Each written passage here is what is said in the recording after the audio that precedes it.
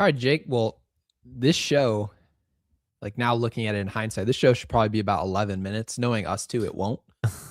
But anywho, welcome back to Yankees Unloaded. I'm Gary Sheffield Jr. alongside Jake Ellenbogen as usual. There's never been, Jake, as you said, there's never been anyone else.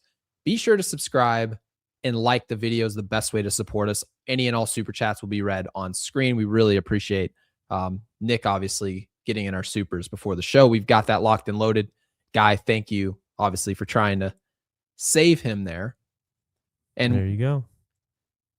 Yeah, let's take it off because I want to open the show and then we'll get to it because that's our main topic is what's going to happen with J-Dom, right? No, absolutely.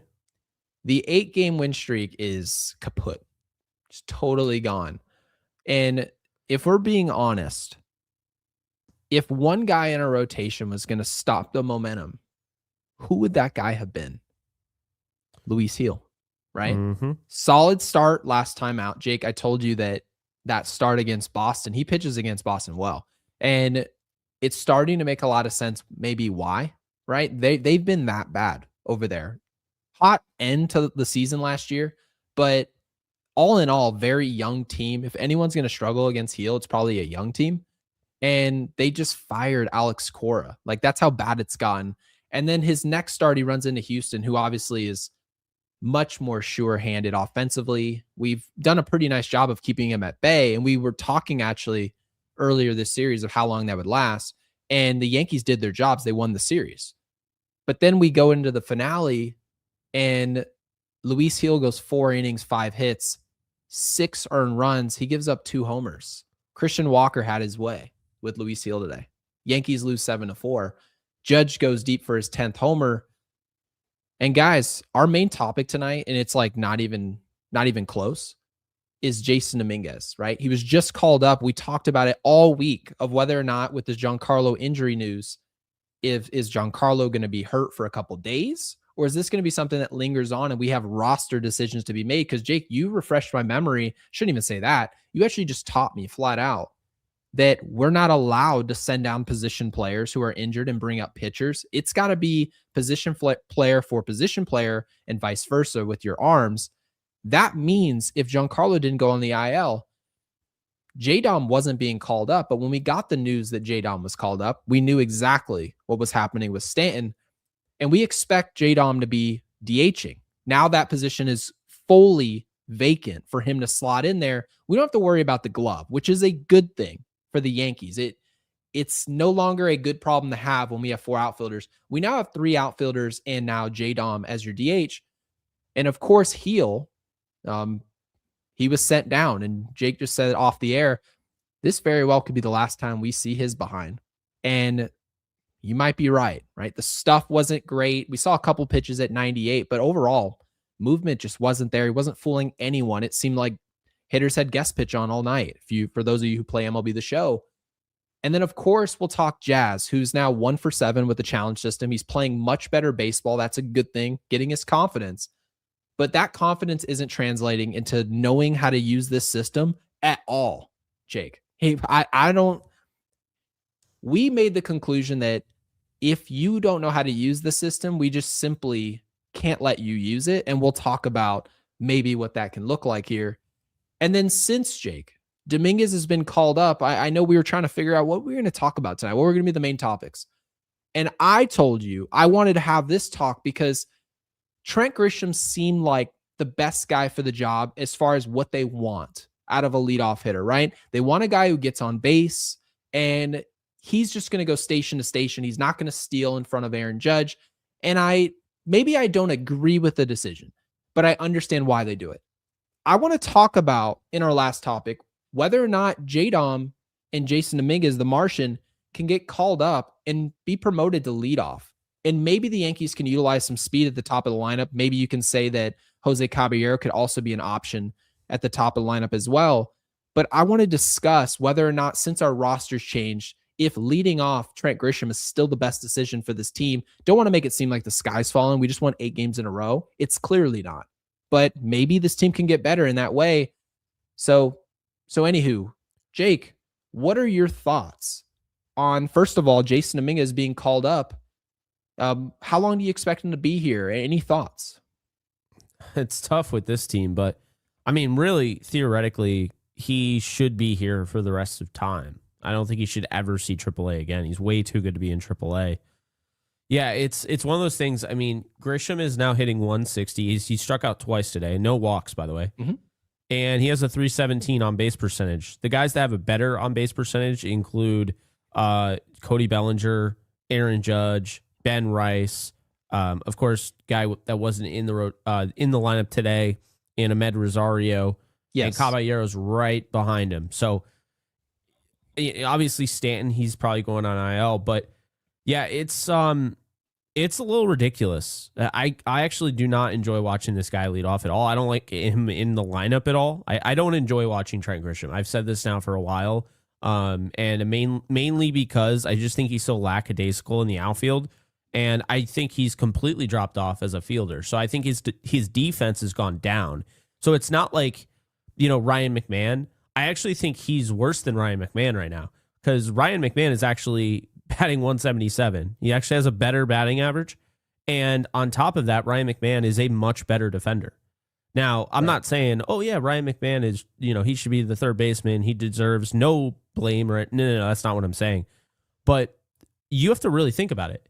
If Grisham is not even an above average defender, and Savant, which we did break up with, but to be fair, I mean, I'll look at it right now.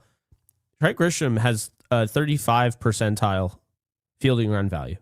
I mean, That's been below by some 50. way not even league average. Yeah, so he's been below 50 percentile his whole Yankee career, basically. So we never got any of the elite fielding, right? But what got Trent Grisham to stay? Because of the home runs, right? Because of the on-base percentage, because he had the ability to lead off. Although, like I said, he had the ability to do his thing until the sixth inning. And beyond that, it was like, okay, we need you to come through with a hit. All he could do is, walk. And even then, he'd still probably strike out. Grisham is absolutely a thorn in the side of this lineup right now. And I don't have any issue saying that. What do you think about the expected numbers? Because I want you to expand on this. Because when I said something about Grisham, right, and this was on Twitter, there was a lot of people who agreed, right? No surprise there because of the numbers of what he puts up. But there's some momentum here. Yeah. With not just Grisham, but baseball in general. Like, how do we evaluate whether or not a Yankee is worth putting in the position we have him in, right? And some people will say, well, if you're not performing, you just simply shouldn't be out there. But now there's a new layer to how we actually figure out whether or not someone's worth being there is expected, right? What's expected? Expected batting average, expected slugging, batting average with balls in play, right?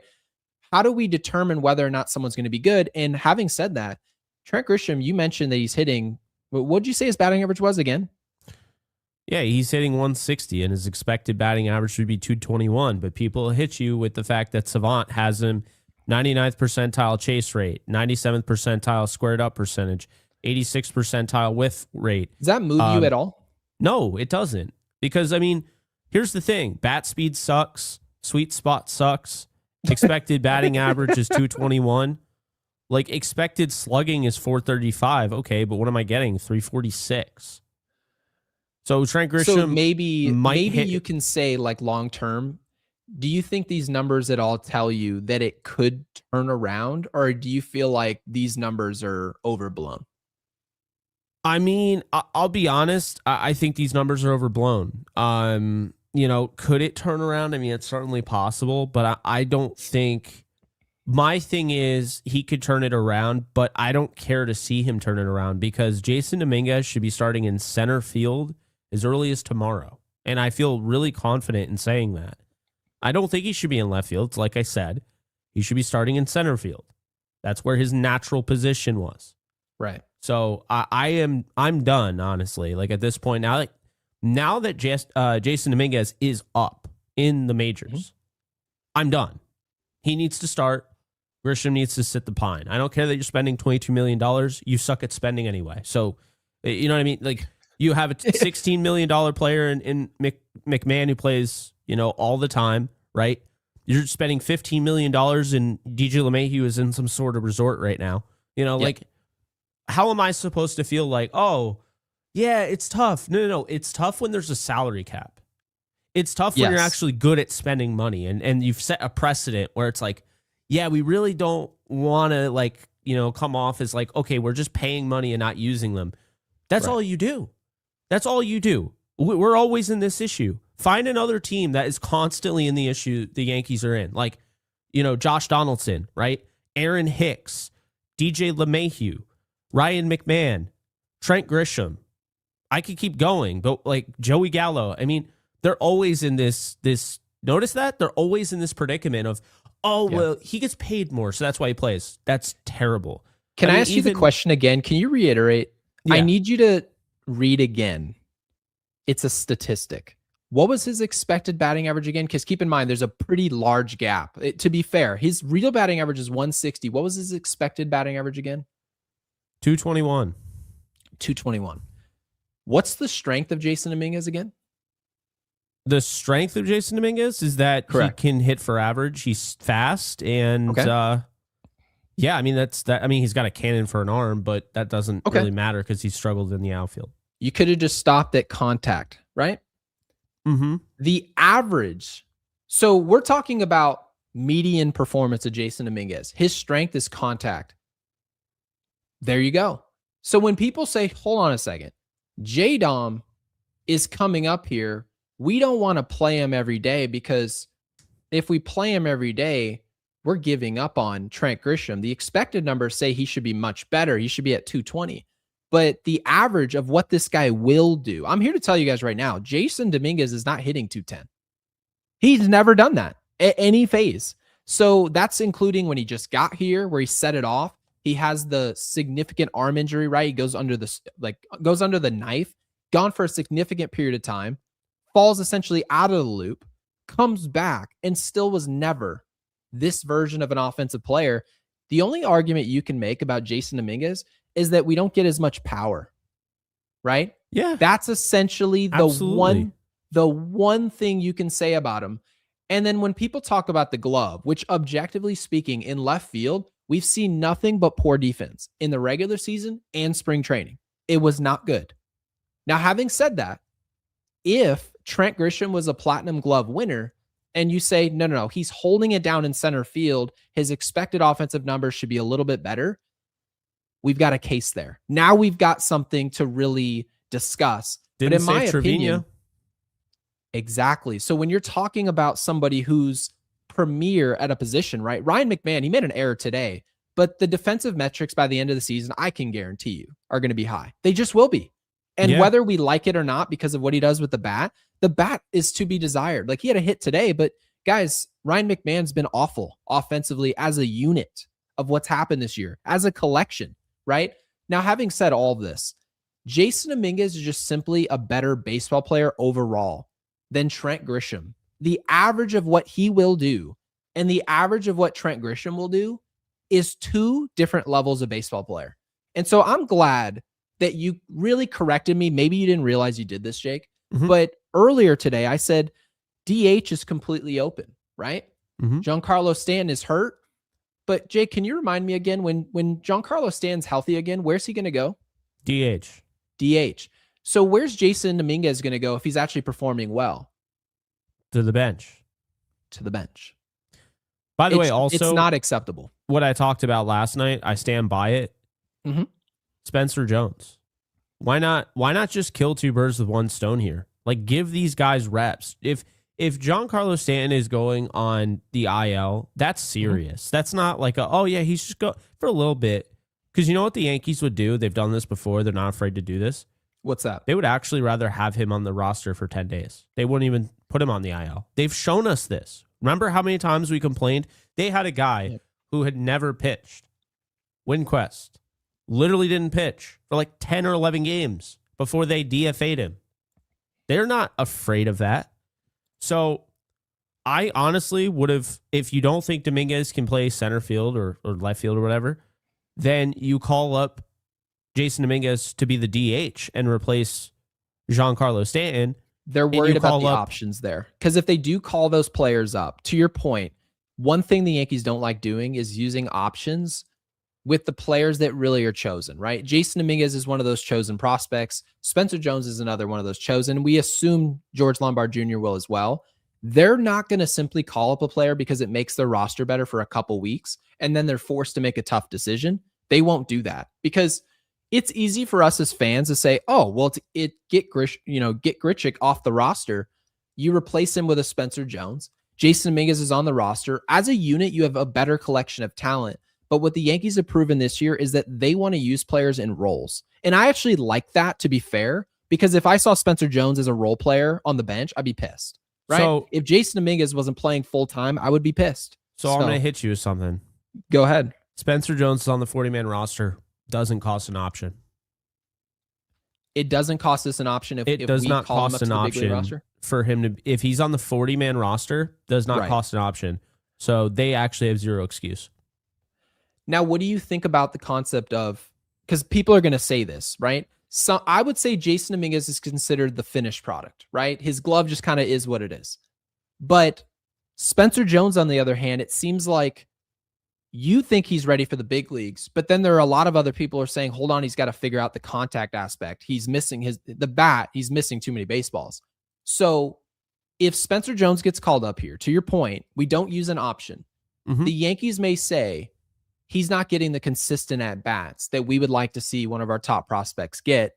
What do you have to say for people who have that to say? Because you have to imagine Spencer Jones wouldn't just simply play every day if he did get that call. No, I'm saying he needs to play every day. Like I'm saying in this scenario, yes, like Jasson Dominguez and Spencer Jones, you're all in on them. Like they need to play every day. And then guess what?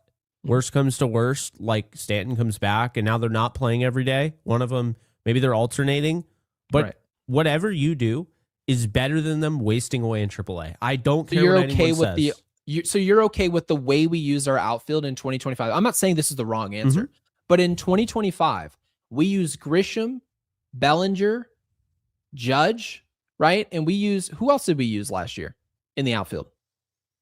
I mean, Jasson Dominguez was in the outfield last year. Jasson Dominguez. There you go. We had a rotation of 4 guys. They told us the whole year it was a good problem to have. And then at the end of the year, you didn't see 4 guys anymore. You saw 3.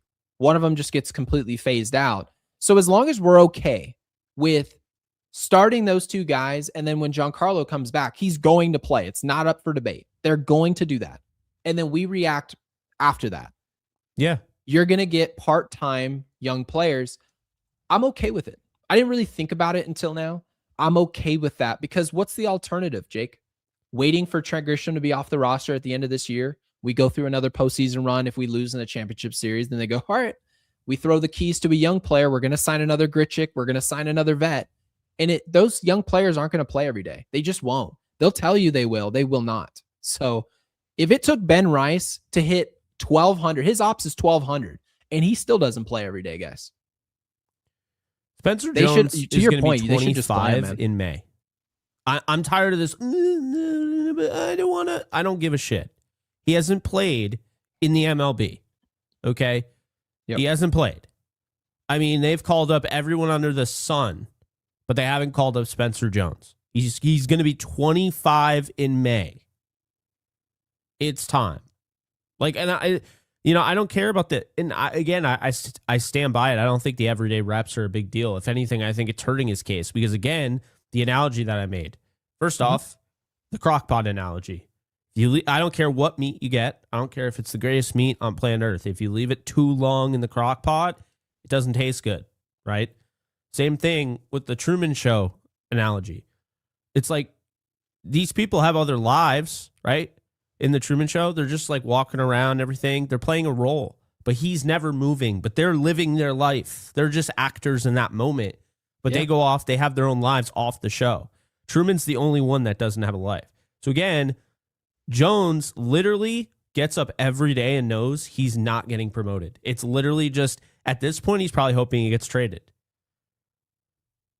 Yeah, and we don't want to speak for the guy. But to your point of what you're saying, if you feel like you're at a job where no matter what you do as far as your input, you're not getting that promotion. You're not getting that raise. Yeah. Guys, I don't know about you, but if you work at a job and someone tells you, hey man, really proud of you, and all of a sudden, hey, is someone at your door? And you go out there, oh, there is someone there, and it's Domino's, and your boss sends you pizza. What does that really tell you? That tells you you're not getting the raise. Yeah. That tells you you're not getting promoted. You're not going anywhere. And so you know what usually happens after pizza parties? Some people are really dumb and they're like, awesome, man, my boss likes me. He sent me pizza. And then there's other employees who are like, hold on a second. This man just sent me pizza because he really thinks I'm just going to fall for this crap. I'm stuck. And so I don't want to make it seem like Spencer Jones is hitting 390 in AAA. But if you leave him in AAA, in the minor leagues, no, it doesn't matter what level you leave someone at. If you leave them there long enough, production is going to eventually dwindle to the point where you've got a product. It actually reminds me a lot of Estevan Florial, right? Yeah, we saw I Florial. think they ruined Florial. He just sat there, man. Yeah, I mean, I 100% think they ruined Florial. Adam, this is what I would say about this because I hear this all the time. I think this is the easiest thing to argue against, right? Mm-hmm. The Yankees are 7th in the league in hitter strikeouts right now. Okay, so we play this analogy. We play this make believe thing where Spencer Jones would have a whiff rate that we've never seen in MLB history. Yep. But then we're defending the fact Aaron Judge is 34 strikeouts, right? That's correct. Jazz Chisholm is 33. Ben Rice is 30. Giancarlo Stanton is 29. Caballero is 24. McMahon is 22. Doesn't even play every day. Trent Grisham has 20 in 27 games. Like, I'm sorry. Like, Spencer Jones would probably strike out just as much as those guys. Yep. But the thing is, I don't know what Spencer Jones is. I have an idea. I think he's going to probably be, like you were saying, like he could be like a Schwarber light, especially early on in his career. And I mean like way Diet Coke Schwarber. Yeah, also better defense. It's a different player. They're not brothers. No, right? but it's more so the hitting aspect. And that's fine by me. If he ends up being Adam Dunn, I know I always say I'm tired of the home run or strikeout. I'm going to just bring this thing full circle. There's nothing I hate more, home run or strikeout. However, there's nothing I hate more than a home run or strikeout player that's not homegrown. That I can't accept. That's the difference. How about if you just have a player that you could argue? How about a home run or strikeout guy, Jake, who's playing below average? Below average defense, not homegrown, getting paid $22 million. I'm sorry. There's zero reason why Spencer Jones can't get called up. And people will say, but the trade value. What trade value? He's going to be 25 in May. What value does he have right now? I'm just being honest. This winter, right? Because Spencer Jones was in our system. Jasson Dominguez was in our system. Do you remember which team was it that was banging down our door for either of those players? Do you remember? There was one team that wants Spencer Jones a lot. I forget who it was. Do you remember? If you eventually figure out who that was, I would like you to share with the audience because I don't remember anybody banging on our door for either of those two players. And that's because Jasson Dominguez was seen as not a bust. He's very clearly not a bust. He's not. But he didn't live up to the bill of what the Yankees projected it to be, which is this is a player with a nickname, the Martian. I think he's going to be a good big leaguer. I do. But in order to see if someone's a good big leaguer, for Crochet. It was for Crochet. So that was a couple years ago when the value obviously was a bit different. With Freddie Peralta. Yes, that's probably more recent. Miami with Sandy Alcantara and Edward Cabrera. Detroit for Tarek Skubal. And Oakland also. Well, sorry, the Athletics. They also wanted him. So. Love that there's an apology there. Yeah. So yeah, I mean, I don't know. Here's my thing, right? Spencer Jones literally can do no right. Okay, he's in AAA. We've already talked about how it's not AA. He's not going up against the best competition pitching wise. Right. He hits 30 home runs. He has an OPS over 1,500 or whatever.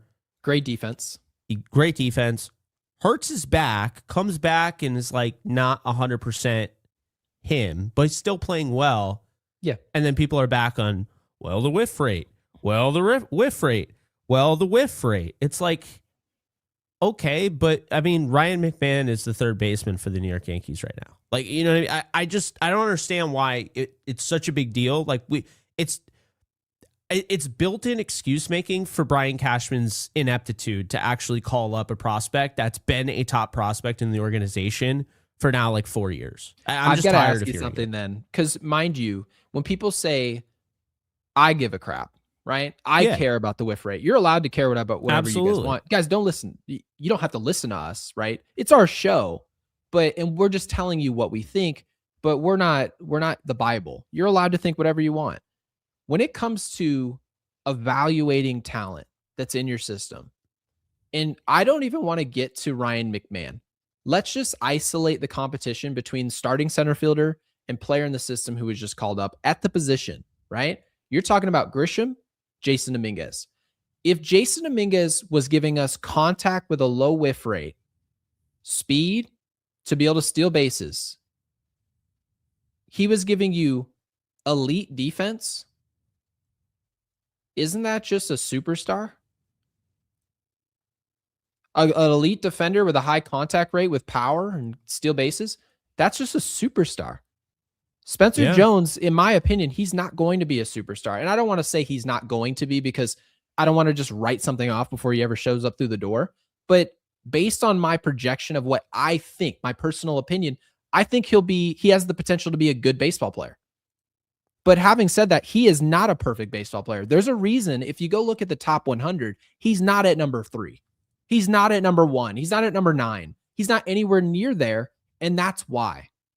But you know what, guys? Neither was Ben Rice. No. Ben Rice wasn't anywhere near the top. He had flaws in his game. People didn't like his swing. That's okay. But what matters is who you're comparing them to at their position. And if they compare fairly and favorably to the player that is ahead of them at their position, they deserve a call-up, first and foremost, and starting jobs.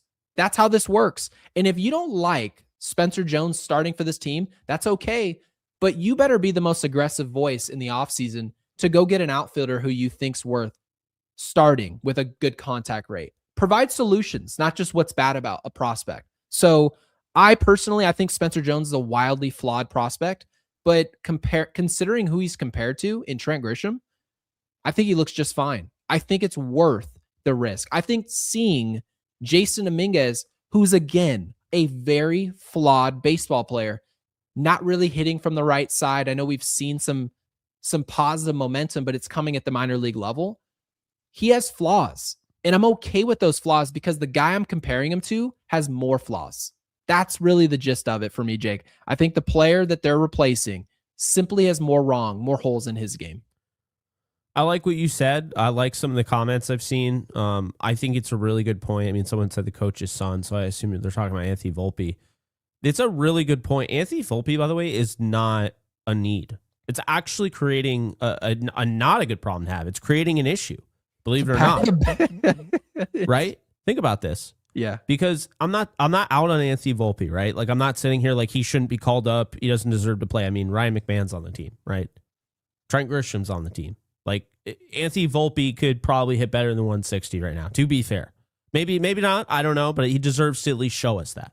I'd like to see Volpe either at third base or if, Jazzy had the problem, right, with the shoulder. I don't know if it literally had to do with third base, but you can make the argument the best thing the Yankees could do at that, move maybe Jazz to third and put Volpe at second base when we face lefties, where he's really just a platoon option. I'm not saying I would force Jazz should play third, but people think I'm crazy. Right. But also Jazz's eye test and the analytics. Welkin's right, by the way. He can't play third because he does not have the arm. You know what's actually really funny is watching, because I actually saw a bunch of clips of the two. Mm-hmm. And you watch Volpe at short in I think, what was it, AA? Yeah, it's AA. Yeah. And you watch I almost said Stroman. I don't know why. Wait, were you going to say Stroman. George Lombard Jr.? Yes, Lombard Jr. Did you see those two throws his first day there? That's what I mean. It's two amazing throws, and one throw literally looked like your son, who was a year and a half, just like popped the ball over to you, and you're like, oh, he threw the ball. Dude, the first baseman literally caught it like this. Did you hear the announcer? And Volpe rips one to first. Ridiculous thing to say. And he's like, he's like, rips I forget how he worded it, but it was like a great throw to first base, bounces, and then the pitcher, the first baseman picks it, And he's like, and a great pick. I'm like, you do understand what you just said, right?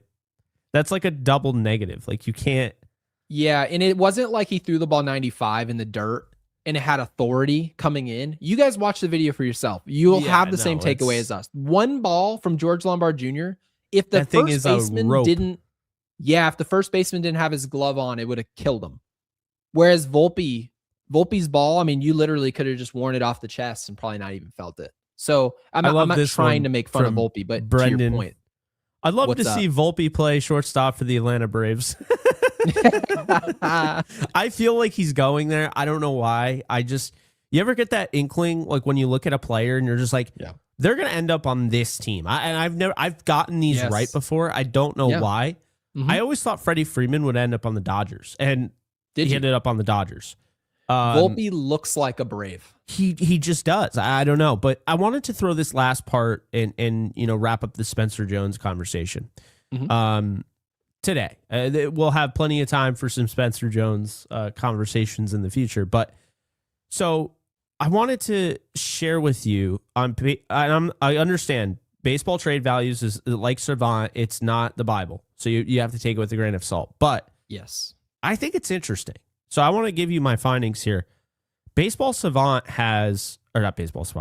Baseball Trade Values has Aaron Judge number 1.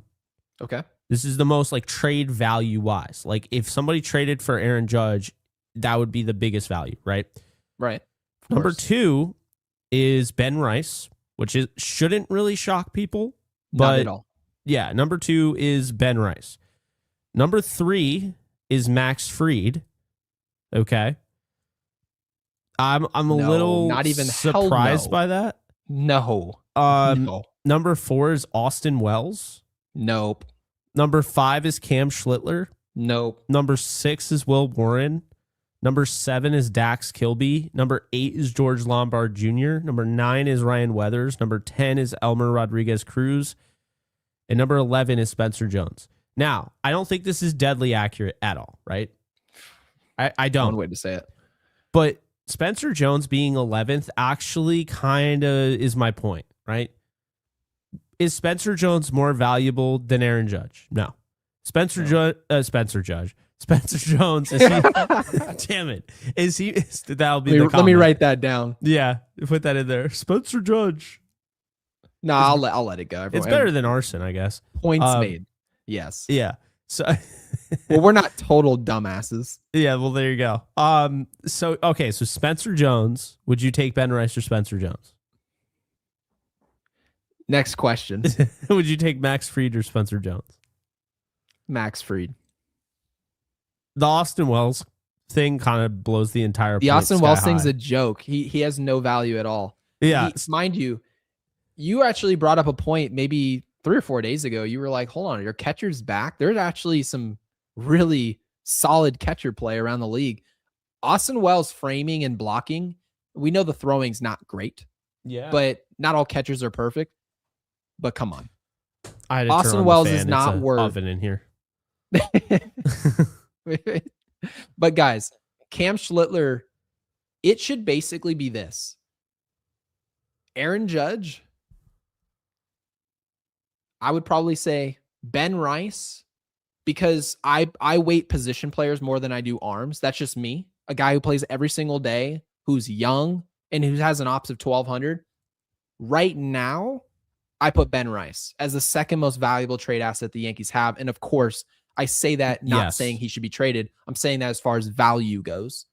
And Cam Schlittler is easily, like, we're talking Judge, Rice, Schlittler, and a gap the size, like, honestly, a Grand Canyon size gap. Let's do a young player list, not using Aaron Judge or anybody like that. Okay. So I would take Rice. So these are the guys I would take over Spencer Jones right now, in terms of value, based on where they are, the age factoring in. And I'm a huge Spencer Jones fan, as you know. So understand this. So Rice, Schlittler, Warren, Dax Kilby, George Lombard, Ryan Weathers, Elmer Rodriguez Cruz, LeGrand Hay, Jasson Dominguez, I think I would take Spencer Jones right now over Bryce Cunningham, Ben Hess, Chase Hampton, Wells, Ascara, guys like that. Although Ascara's not even, I think he's like 30 now. Yeah. So that's kind of where I'm at, Gary. I think there really has to be an argument that's made that his value, you've ruined that. The ship has sailed. You have not allowed him to thrive as a number 1, number 2, number 3, number 4, and even number 5 prospect. You don't treat him like that. So his value isn't as high because teams laugh at you and you're like, yeah, we're not going to give up Spencer Jones for Crochet. Okay, so you're just going to just let him. Is he just really good in AAA? Like, do you care about winning AAA titles? He's a depth piece. By definition, stupid. Honestly, at this point, stupid. Here, if he performs well, that means that Jasson Dominguez, if he dominates, will be the starting center fielder of the Yankees, which means Trent Grisham will phase out in 2027. Bellinger, Judge, Dominguez. So unless you're talking about a positional change for Spencer Jones into the infield, which they're not most likely not going to do. Well, he actually definitely won't be doing because Ben Rice is the full-time first baseman. You just hung on to a player who you're just getting rid of anyway. That didn't make sense. So, anywho, we'll get to some supers. Nick, you're leading us off. Thank you for the 5 and the broccoli. You were here pre-show. We really appreciate the support. Guys, we appreciate all of the support we get in our supers. It's a great way to support us, as well as liking the show. Izzy, shout out to you, of course. My mom's going to laugh who I said shout out because she says, Jake, that you say shout out a lot. I do? Yeah, you remember when you said I say, what was the word I said? And you guys basically bullied it out of me. Lo and behold? And you used to say long long and behold? I was behold? saying that wrong. Not that one. There was another word I was saying. Fantastic. I used to say fantastic a lot. And then I just didn't? don't. Yeah, I did. Fantastic? Yes. You said pedigree a lot. Pedigree a lot. I said fantastic a lot. And they were like, Gary's going to have to read he's going to have to go online and start reading some. I feel like if anybody were to get you anything for your birthday, they know that you would want a Sandy Koufax jersey. Oh, for sure. That, like, you know what I mean? Like, if there's anything, I probably Gary say has Sandy now Koufax's become synonymous just to Sandy Koufax. Yeah. Any left-handed pitcher and we get dominated, Sandy Koufax. But Nick, thank you for the 5. Really appreciate it. Says, I'm excited to see JD getting called up. It's good to see some excitement because he's been here. We shipped him off and he's coming back. It says, but it looks like Stanton is headed to the IL. I'd love to see Elmer get the call up for heel. It's not fantastic. It's sensational. That's what it is. Sensational. There you go. I appreciate it. It was sensational. And did you notice it's kind of taking a back seat? Yeah. No, that's true. That's true. Now I haven't replaced it with another word. I just go a different direction. I said it about 5 times in my video the other day talking about I was just like, sensational. I'm thinking about you the entire time. I'm talking about. I was gonna say, I was like, does anyone notice that he's using this word and no one's bothering him about it? But when I use it, I just get dunked on. Yeah. But Nick, thank you, man. I really appreciate the super. We're all excited about Jasson Dominguez. It's just he's gonna play. Like they didn't call him up here to just put him on the pine for depth. He's gonna play. So I'm excited to see what he can do. And it's up to him. This is not the Yankees screwed him up. This J-Dom has to dominate. It's on him. He's his responsibility. Now, so I can't say anything now. I mean, as long as he's called up. Yep. And Guy, thank you for the 2. And Guy waited for the show to start. He's a vet in this game. So thank you for the 2. Says, is this J-Dom? J-Dommy 2 equals 3 max a week. Love, Grichuk, Goldie in mix. Well, to Guy's point, Goldie looked pretty good today. He had 2 knocks, 1 split the gap in left field. He's looked horrendous this season, but it's good to see him get off the mat. We need his depth to win this division, and ultimately his production is welcomed. And then also Grichuk started to hit as well. Jake, I know you're not high on that pickup, but if he hits, you're not going to. It won't bother you. No, I don't have any issue with him personally. I figured not. Like, same thing with Grisham. If Grisham was hitting 310, do you think I would have any issue with Grisham? No. I don't have any personal issue. I just never liked Joey Gallo. Because Joey Gallo, it's funny. you'll sit there you'll think about somebody, you might have like a judgment on them like before you even like meet them. You're just like, yeah, he kind of gives off a weird vibe, right? Okay. And then that person ends up coming out and it, like gets arrested or something for terrible shit, and you're like, see, I knew it. I knew I wasn't crazy. Did you like Joey Gallo when he was playing in Texas though? No, I never liked Joey Gallo. I always had this vibe that he just was soft, and it bothered me. Like I thought did it have anything to do with like player? So let's just say this. Let's just say mentally he was a dog, right? Like, so you wouldn't say soft, any of those things.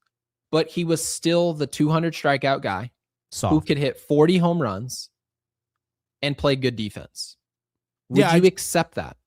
I mean, yeah. But I just thought he was soft. And then when he came to the Yankees, I was like, oh, awesome. So the guy that I think is soft is just magically going to just harden up and be just an absolute baller in New York. Right. It just, I never thought that was a good fit.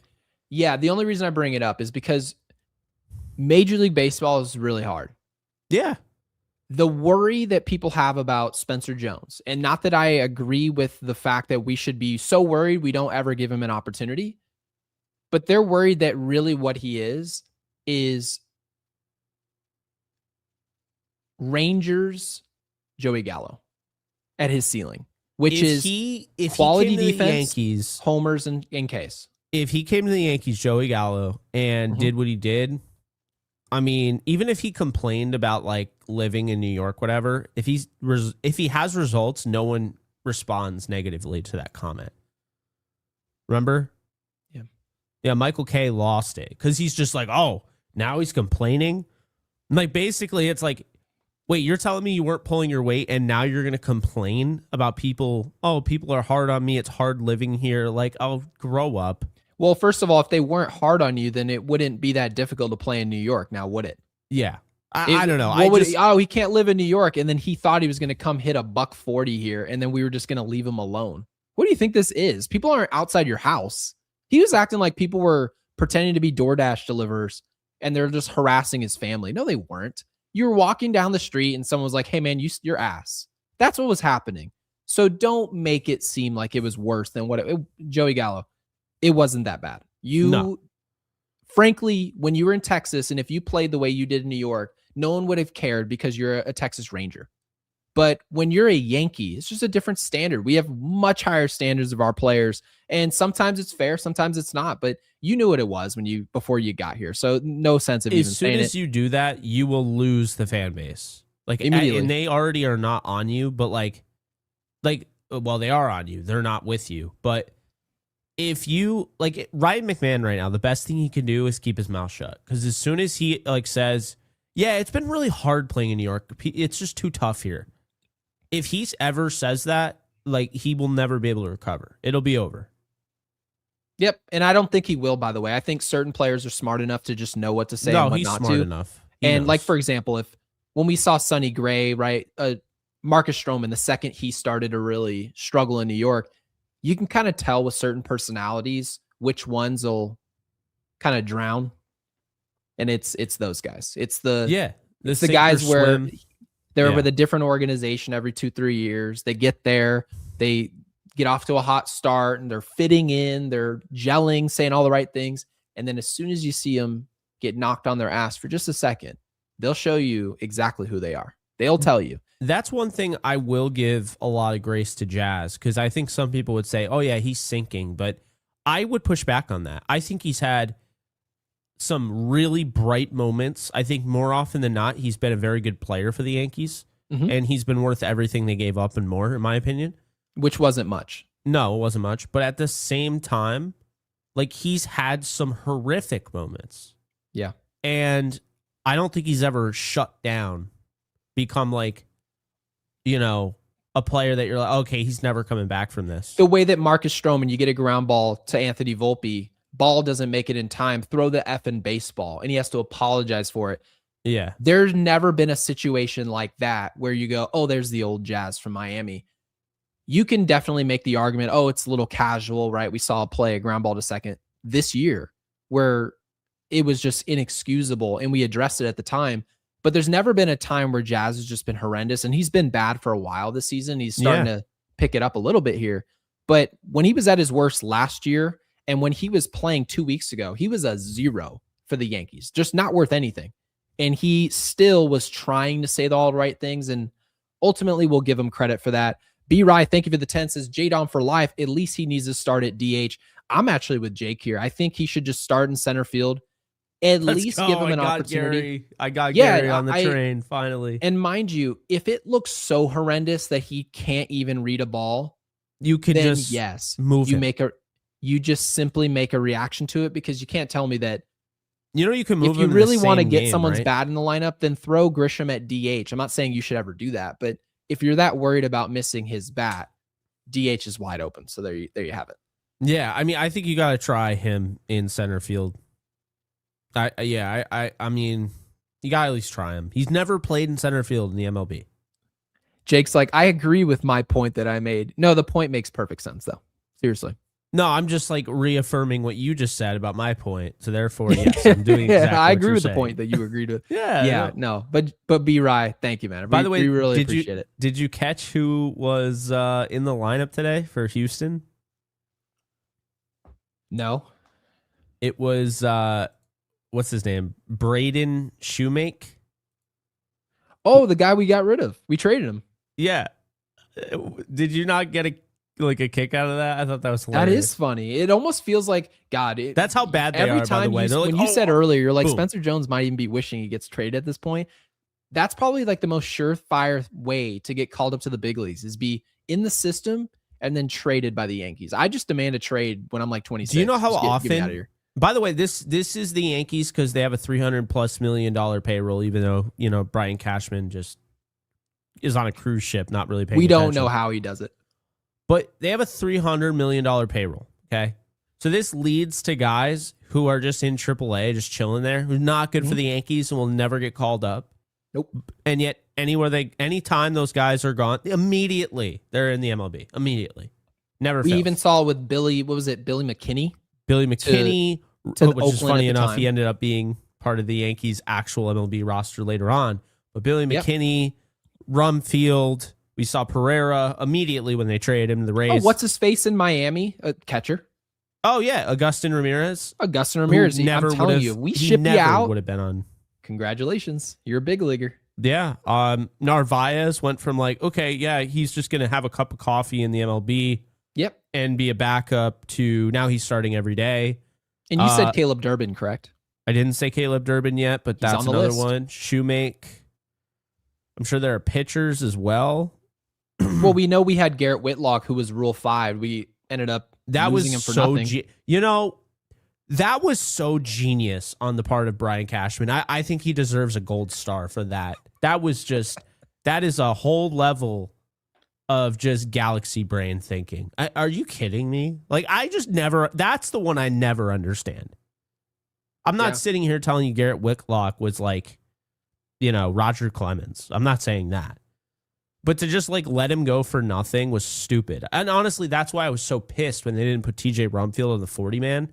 Because I was just like, are you kidding me? Yes. This guy's an MLB player. You just don't have room for him. A player for gets him. Rule 5. That literally means, by You definition, failed. for any team, we have no clue what to do with this guy. I hope no one just picks him. Yeah. Okay. It's not like hockey. I remember when the Golden Knights, because I became a fan of them the night, literally the night that they were announced as a thing, before they even had players on the team. And yeah, I'm called a bandwagon fan. But anyway, they didn't have players yet, and I was a fan, right? Yeah, so you were out the mud. You were there day one. Yeah, so I'm watching the the draft, the expansion. First off, the expansion draft was insane. There were so many trades and everything. There were so many deals because they couldn't keep. It was kind of BS. You only could keep 9 guys protected, and they had this roster. So they were making handshake deals. Oh, well, if you don't take one of the guys that we weren't able to protect, we'll trade you this guy. And it was hilarious because that was what was happening. But my point being is that the NHL expansion draft is so much different than the Rule 5. The Rule 5, you have every chance under the sun to keep these guys on the 40-man roster. Yep. You have plenty of room. I don't care what anyone says. You have plenty of room. Mind you, you have 26 players on the active roster, right? So you get to keep 14 that aren't on the active roster. This isn't a hard one. And keep in mind, this is just guys that ran out of time. So it's not like you have to keep everybody on the 40-man. So if you fail, you fail. Like, you messed up. Like, that, no one, this isn't a BS system. Like, in my opinion, and I will be the first one to tell you, because I'm an unbiased Golden Knights fan, unlike some other people, the reason why they were in the Stanley Cup final, like literally their first year in existence, is because it was such a cracked out, over the top, system where there were a lot of really good players that end up going to them because you couldn't protect so many of them. Whereas baseball, they let you protect 40 players. There's no excuse. Yeah, no, I completely agree. It's a damn scroll. And so basically, for that to have happened, long story short, the Yankees have to believe you can do nothing for them at the big league level. Yeah. And if they thought you could, you'd be on the 40-man. So long story short, Garrett Whitlock was nowhere near a 40-man, and he goes to Boston. And not only was he part of the 40-man, they trusted him to be on the mound for big innings. And Bulls, New York Yankee fan, welcome back in. We really appreciate all your support that you've given us for the past, several months. So thank you. Thank you for the 2. Says, may J Dom stay in MLB as a starter and play center field? I'm not like hell-bent about the center field option, but Jake, I think that's something that we've kind of punted on. And I think for the reason for that is because he was shifted to left field, right? He was shifted to left field. And in my opinion, it actually makes little sense, because we didn't play Juan Soto in left field in 2024 because they said left field was the hardest position to play defensively. Exactly. And you're gonna put the player who struggles defensively in left field rather than center field, a position that you said is easier to play.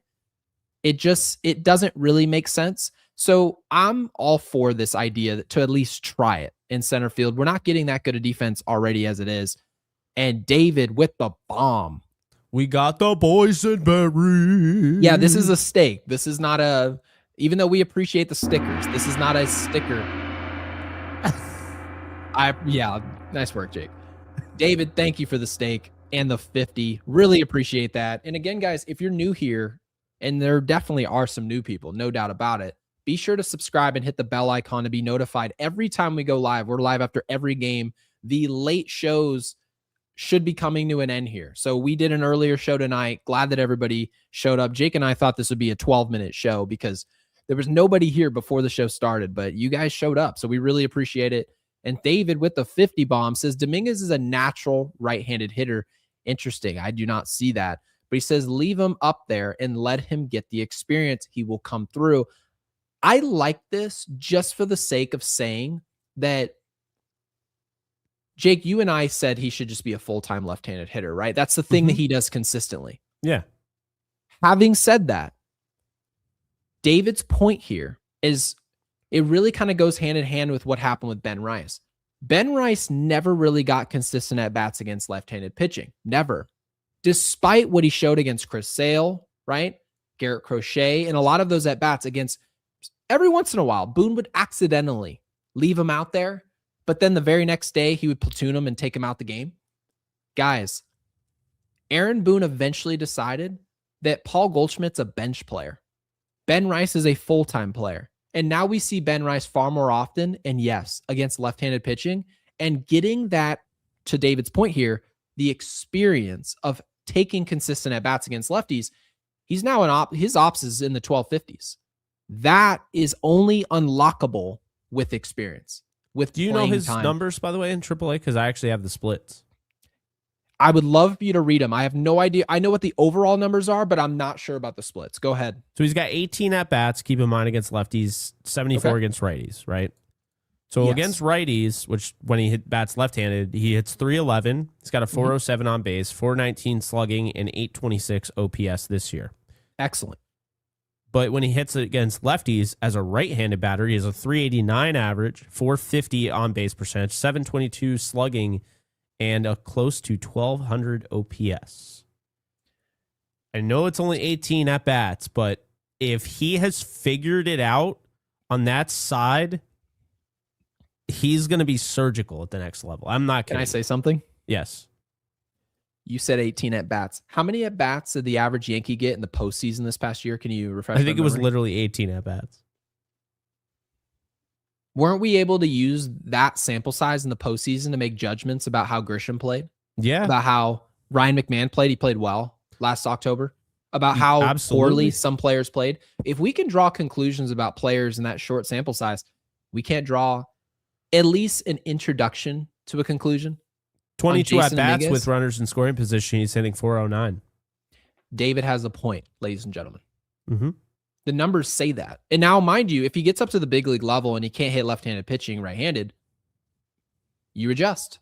You adjust on the fly down the road. But I think the evidence, Jake, that you pull up with the statistics say that there's something there. We're only going to find out what it looks like with experience. And I think the Yankees have a large enough lead, not to say we're just home free, but I think we have a lead to be able to afford to give a young player the experience by throwing him in the fire. We're not playing catch up here where we need to play a veteran on the fly. So David, really appreciate the 50. I wish we had a lefty tomorrow because I kind of want to watch right-handed Jasson Dominguez. Me too. And so does David. So does David. And Jersey Girl, thank you for the 5. And also being a member. Guys, we really appreciate all of our memberships as well. Obviously, somewhat of a consistent donation and support of Yankees Unloaded. We really appreciate all of that. Jersey Girl with the 5 says Jazz plus ABS. Shaking my damn head. He's a phenomenal athlete. That he is. He's fun to watch, but he's not the greenest pickle in the jar. I've never heard that. Oh my God, that's amazing. That's hilarious. ABS for Judge. Rice not very good at it, but at least Rice is hitting 1,200 with his ops. He's raking. So I'll give him the benefit of the doubt. Wells when catching only. Yeah, Austin Wells is good at the challenge system when he's catching. For some reason, doesn't have the same eyeballs at the plate. It's a different angle, Jake, to be fair. Yeah. So ABS should we just make this a player-to-player Jazz system, or should we make this a situational system? I think it's a player system. I think Jazz is the only one that can't challenge at this point. Yeah, because he's now 1 for 7. See, and he's now donating $1,000 every time he gets it wrong. By the way, Aaron Boone takes him into his office. Is like, look, Jazz, love you, but you're 1 for 7. You're killing us with the ABS challenges. We only get 2. He's like, if we had 10, like by all means, challenge away. Yep. But we only get 2, and we've had multiple instances where Aaron Judge, who do you think he's our best hitter? And Jazz would say, yeah, of course, he's the best player in baseball. Okay. Do you think that he deserves to have challenges? Yes or no? Be like, yeah, I don't see why the best hitter in baseball doesn't deserve to have challenges. It's like, okay, well, then why does he not have challenges in the biggest part of the game? And who gets screwed more than anybody by umpires? Aaron Judge, because they don't know where his strike zone is. Doesn't seem like it. There you go. And this goes for all the best players in the league. Vladdy Jr., right? As good as Ernie Clement is, as good as some of these other players are.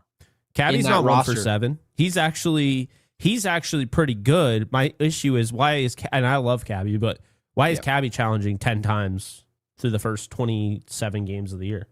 It shows you systematically that we're just not thinking with our heads on straight. And also, by the way, that the pitch that Jazz challenged, we were losing 2-0 in the top of the second.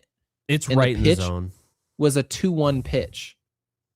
You shouldn't be challenging that pitch. That's not a game-breaking situational pitch at all. It was just nothing. And like I said, and I agree with Jersey Girl, incredibly talented athlete.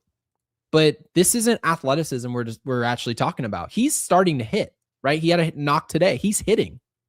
Yeah. It's not that. It's about putting forward a system that works for the Yankees long term. This isn't just a Jazz Chisholm situation. This is are you a good enough baseball player in a vacuum to be utilizing challenges ahead of Aaron Judge? The answer is no, easily. So I hope that Aaron Boone eventually, I don't know when this is going to be put forward, but he's going to have to figure it out between now and really the beginning of October before our run in the postseason, because we can't afford to go into a division series on the road and Aaron Judge is just shit out of luck because Jazz decided he didn't like a call on the opposite side of the corner. It's a strike. And by the way, I see consistently he doesn't know the zone. Yeah, no, I agree. I see B-Ride asking what about Cabby, ABS, Jake. I have it right here, 5-5. So I think that's fine because he's better than half of the league. I don't have any Also, issue. 5-5, doesn't that just mean he gets half of them correct statistically? Yeah, and by the way, I mean, it's not like it's egregious. He's had one strikeout flip and one walk flip against him. So I mean, he's literally breaking even, which I have no issue with. And even if he wasn't, I still wouldn't have an issue with because he's close enough. What people don't understand is Jose Caballero and Gary Sanchez are leading the big leagues in wins. And I'm talking strictly about batters overturning, right? Gary Sanchez is leading it. So it's Jose Caballero, Jose Caballero, Mark Vientos, Gary Sanchez, Jose Altuve, Michael Garcia, Muntaka Murakami, Kevin McGonigal, Pete Alonso, and Evan Herrera all have 5. So I missed those guys, but yes. Guy brings up a great point here. This is what we're looking for. Yeah. We're not looking specifically to be like, hey, I hope you're half right, half wrong. Because otherwise, what's the system there to actually do? All Jazz it's there Chisholm for, Jake, is tied for the worst percentage in the league with 17%. Gunnar Correct. Henderson, him, and James Wood. Those guys should never challenge ever. Ever. Never. If you're that bad, I don't care that you're Gunnar Henderson. Although Gunnar Henderson isn't even playing that well this year. So, it's about timing. That's actually what this is about, guys. This isn't about really percentages. This is about... But if guys are that bad to begin with, Gary, I have to imagine their timing also probably sucks too. Yes, because what it means is they're using it early and often. They're using it in the second inning, and they're not really thinking about it. Doing. You're right. By the way, if anyone's interested in fielders, Will Smith, proving he's the best catcher in baseball, 19 wins. He has a 68% win percentage. Salvador Perez is 19. I think he got 10 of them against the Yankees. Do you know what call Will Smith's actually calling a lot? Do you know what he's challenging, actually? What is he challenging? Pitches up in the zone. Yeah. It's wild. That's crazy. Yeah. Our guy, Hunter Goodman, who we want to be a Yankee, 16-5. Bro is just literally command of the zone. Dude is him. I mean, Salvador Perez is almost at an 80%. And then not you surprising at all. Augustin Ramirez, which is stat padded by the Yankees game, as of course our friend over there, Ninja Hot Dog, would say. 18-8. Austin Wells is 12-9. That's 57%. That's really good. Dylan Dingler, if he's challenging, you're screwed. You're done. It's over. Yep. 13-2. Hell of a name, by the way. I know. Dylan Dingler? Dingler. Oh no, Mitch Garver, you're done. 90%. Dingler, 87%. Carson Kelly is another. Look at all these great catchers all of a sudden. They're just springing up like all over the place. Carson Kelly's 12-2, 86% rate. Yeah. I don't know, man. I'm at the point where it's like, you know by now if you're good at this or not. I know it's Wells' rate is actually good, to Jersey Girl's point. Yeah, that's a good rate. You can trust catchers and actually pitchers. They said at the beginning of the season, since they're so far away, they have the worst view of the strike zone technically, right? Catcher's right there. Yeah.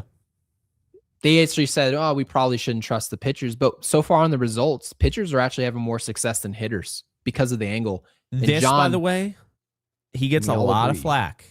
This is why Aaron Judge is the captain of the New York Yankees. Because I don't believe for a second he's thinking about himself at the plate. No, because he's challenged, I believe, 3 times. If I'm not mistaken, he's gotten 2 correct. Yep. Yeah. And I remember all of them because it's only used it 3 times. How many games have we played, Jake? I mean, over 30 games? Yeah. 25, almost 30 games. The challenge system isn't really a factor for Aaron Judge. You know why, guys? He's using the system the way it was intended. He's not trying to overturn a call in the bottom half of the third. He's trying to overturn a call in a game-saving potential at bat in the 8th or 9th inning, in the 7th through 9th inning. That's all it is. It's not rocket science. It's not like I had to really explain it to you guys, but that's the reason why. Did you just take the at bat out of my hand on a 3-2 count? Okay, maybe I'll use it. But Yeah. we have guys, and Cabby is one of them, right? But Jazz is much worse, where he's like, oh, backdoor slider on the outside corner, 2-1 count. No, I thought that was out.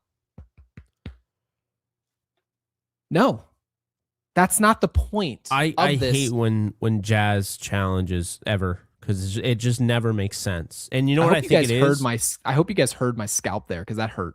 Yeah, that didn't sound good. Jazz is always like,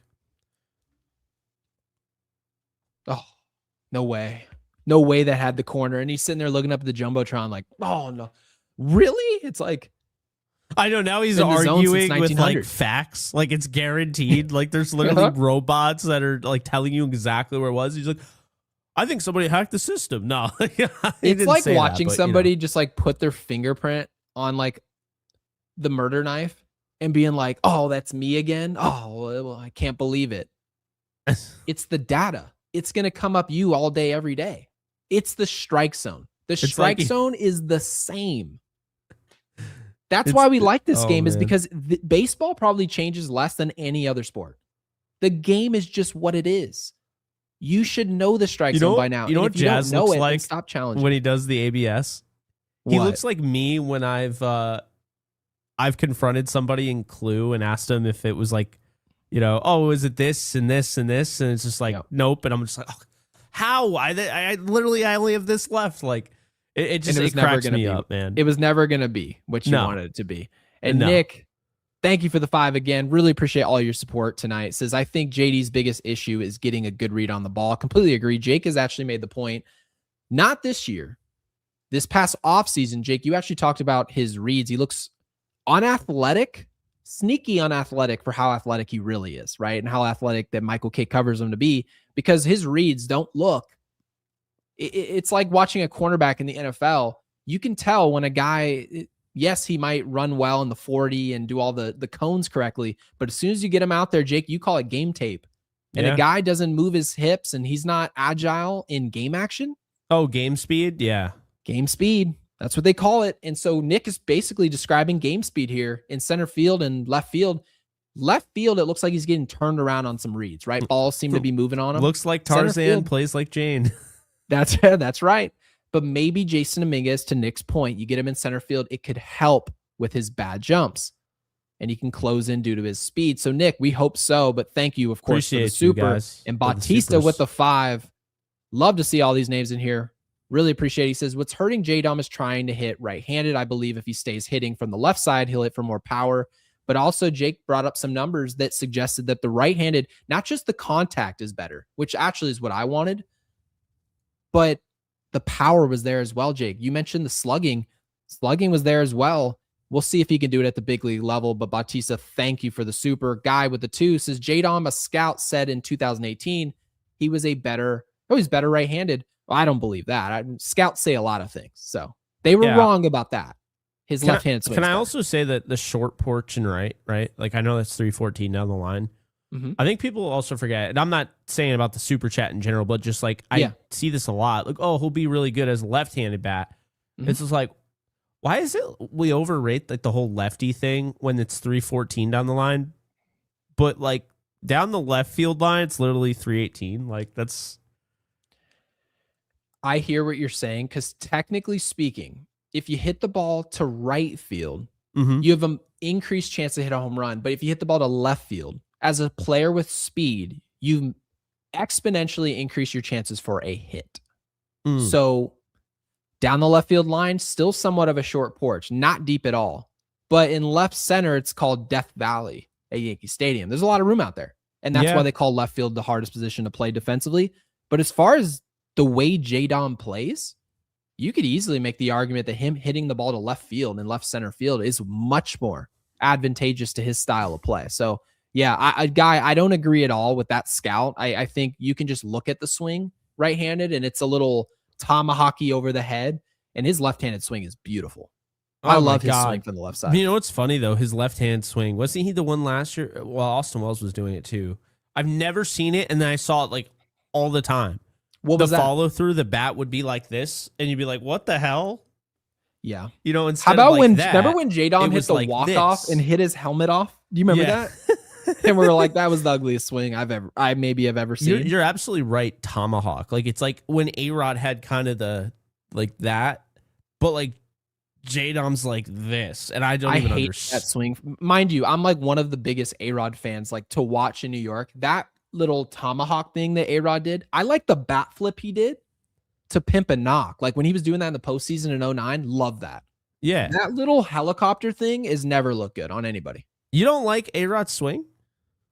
No, I love his swing, but the little tomahawk thing we do, I don't like the over the head thing. Like I don't like that. I mean, I get that. I actually like the whole like the follow through like that, but you're talking about when he would do it occasionally. Yes, over the, like when it was more pronounced, he would do it every once in a while. Never liked it, but he's not the only player who does it. Actually, Miguel Andujar also did it, right? Oh my God. You get the over the head finish, and even with like he'd hit a homer and he'd go over his head. I'm like, that doesn't look great. But no, A-Rod's swing is great. Isn't it funny how even the best don't have the same swing all the time or same follow-throughs? Aaron Judge sometimes has the two-handed follow-through. Sometimes he has the one-handed, like, you know what I mean? Like, I always found that interesting. It's never Hideki like Matsui, right? Typically two-handed follow-through, but then in the World Series off Pedro, hits that big homer, essentially clinching the World Series for us, like really made it a laugher. And you get the one-handed off the ground breaking ball. Yeah. It's I mean, I guess it depends on the pitch you hit. It does. You know, and all, yeah, but it is interesting how that does work. But yeah, J-Dom, his left-handed swing looks like he could be a 40 home run hitter. I mean, look at this bullshit. What? And by the way, Hyde, really appreciate the 5. Thank you for all the support of Yankees Unloaded. I've got to read this. This is just ridiculous. And I don't even like cursing on the show. I really don't. I need to process this. Yep. Go ahead and process it. I'll go ahead and read it while processing. Hyde brings up that Boone mentioned on Foul Territory that he won't tell players not to challenge because it would crush their spirits.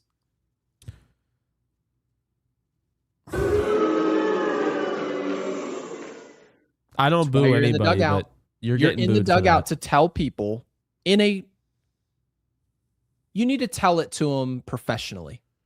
This is what it is. This is why it is. And we're trying to win. It's not about people's feelings. You're not being an asshole for telling someone that what they're doing is not acceptable. I mean, are you an asshole parent for telling your kids like, hey, you're doing this, like we're smoking weed in high school. This is not what it's going to be.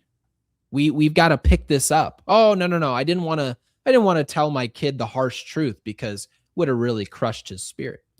You know, sometimes you just need to tell people what's right and what's wrong, and they're actually going to, in the end, be better for it. Jazz Chisholm, Jake, last thing I'll say, he would be a better baseball player for the Yankees if nothing else changed but this challenge system mechanic. Like we allowed him to just let others use the system. The Yankees get better, and we're really good right now. So I hope Boone changes his mind on this. I do. This is Boone being a nice guy. A friend. Yep. This is Boone being overly accommodating, being passive, being friendly, prioritizing others' approval, right? To avoid conflict. That's what a nice guy is. And Boone is being a nice guy. He's not trying to be a manager here. He's trying to be a friend. He's trying to be a dad, but like the fun dad, not the dad that's like, you know, like that. Anyway, I hate this so much because we were just talking about how this theoretically could go if he were to take Jazz aside and be like, hey, you've missed on. Now I know that's never going to happen. You now know that. Confirmed. And by the way, to be fair to Boone, there was a ground ball to Jazz earlier this year, and he Cadillac'd it over to first, like flat out no effort. And Aaron Boone stood up and actually was a manager. He said, that's not acceptable. We're not having that. He didn't make an excuse. He didn't talk about, oh, he's ailing. He didn't shy away from it. He said, that's unacceptable playing here. And I don't see the difference. I don't see one the is difference. lollipopping a ground ball and lobbing it over there. You're worried about you and you're not worried about the team overall. And it got the best of you in that moment. It's not a death sentence, but it's unacceptable. Gary, at you the know time. what I would compare this to? What's that? I would compare this to Giancarlo Stanton stealing. Like on his own, not even being sent. Like he's just going to steal. And then he keeps getting thrown out, but keeps stealing. You're not good at stealing. Right? They would tell, I mean, you have to imagine that if Giancarlo was stealing and getting thrown out, first and foremost, they'd be like, why did he steal there? As soon as you realize, oh, he's actually stealing on his own here. Yeah. I'm assuming the Yankees would be like, we got to tell him something. I think this more has to do with him not wanting to say anything to Jazz than anything else. Yeah, he's kind of obsessed with being friends with Jazz. I mean, they have like a text communication, clearly. All right. I just realized, by the way, oh, no, never mind. I got it right. Alex, double X Alex, thank you for the 5. Jazz, do you have a 3? Nope, go fish. Next turn with 3 off the board. Jazz, do you have a 3? Nope, go fish. Jazz taps head in angered confusion. This sounded like this sounded like Pokemon dialogue. Jazz taps head in angered confusion. Like, why do I feel like I'm playing Pokemon right now? No, that is exactly what is happening. It's unfortunate. And mind you, Jake, early in the show, we didn't read these supers ahead of time. And I didn't see that interview. Jake earlier, I mean, I literally said, hopefully, maybe not now. I'm sure it's not going to happen tonight because Boone's not watching Yankees Unloaded. But I don't know. Maybe he is. Maybe in July. We finally hone it in, but when your own manager comes out and says, "No, I don't want to crush his spirit," well, I would say, short and sweet here, if you told the majority of people to name their favorite manager ever, I'm willing to bet you that manager they write down wouldn't be afraid to crush anyone's spirit.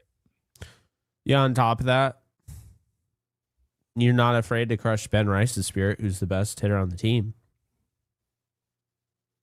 So, I'm just saying. Cam Schlittler tweets and you're like, let's pipe down. I know. That's a good point. So he's pitching well and he's having fun online. Pipe is down. that the top, unless you're Aaron Judge, the top tier guys, they have to watch what they're doing. But like the guys that are struggling and are not top tier, we got to make sure that we don't offend them. Yeah. Reminds me of playing baseball when I was a kid. It's like all the coaches, they always befriend the bubble players on the roster, the 8 and 9 hitters, the 7 hitters, and they're like, we need you. But all the top players, they don't really say anything to them. Mm-hmm. You're just making friends with all the scrubby dudes at the bottom of the roster. We don't get it. But Bulls, New York Yankee fan with the 2, scrubby dudes, says, could J-Dom's right-handed swing finish cause an injury? Yes. Absolutely. It could. We've seen labrum injuries before, right? We've also seen I brought this Fernando up Tatis Jr. when he got hurt.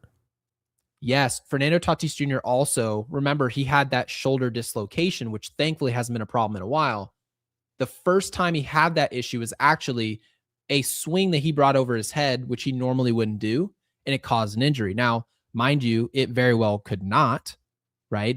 Miguel Andujar's first really getting that injury started happened on a dive at third base when he was on the base pass. But yeah, we just hope that J-Dom's right-handed swing, guys get hurt all types of ways. Yes, it could hurt him, but we just hope for the best. Yeah. And so tomorrow we're hoping for the best because the Yankees did not get the sweep. They lost their 8-game win streak. They're playing Jack Leiter and the Texas Rangers. And you can actually get in on the action over with PrizePicks. So hard thrower. I know, very hard thrower. So, yeah, I mean, look, I think with this, I'm going to want to, because we got some guys here. We got right here. All right. Yeah, the Aaron Judge home run. That hit today, of course. I'm gonna do hits, runs, RBIs. I already like Brandon Nimmo tomorrow. Yeah, you were pretty upset that Nimmo was let go by the Mets. You didn't get it. I didn't. I hate stupid decisions by baseball teams, football teams, basketball teams, and hockey teams. I can't stand the Mets, but I don't understand why they got rid of him. I didn't even like him. I found him really irritating because he was good on the Mets. I don't know why they got rid of him. He's a pest.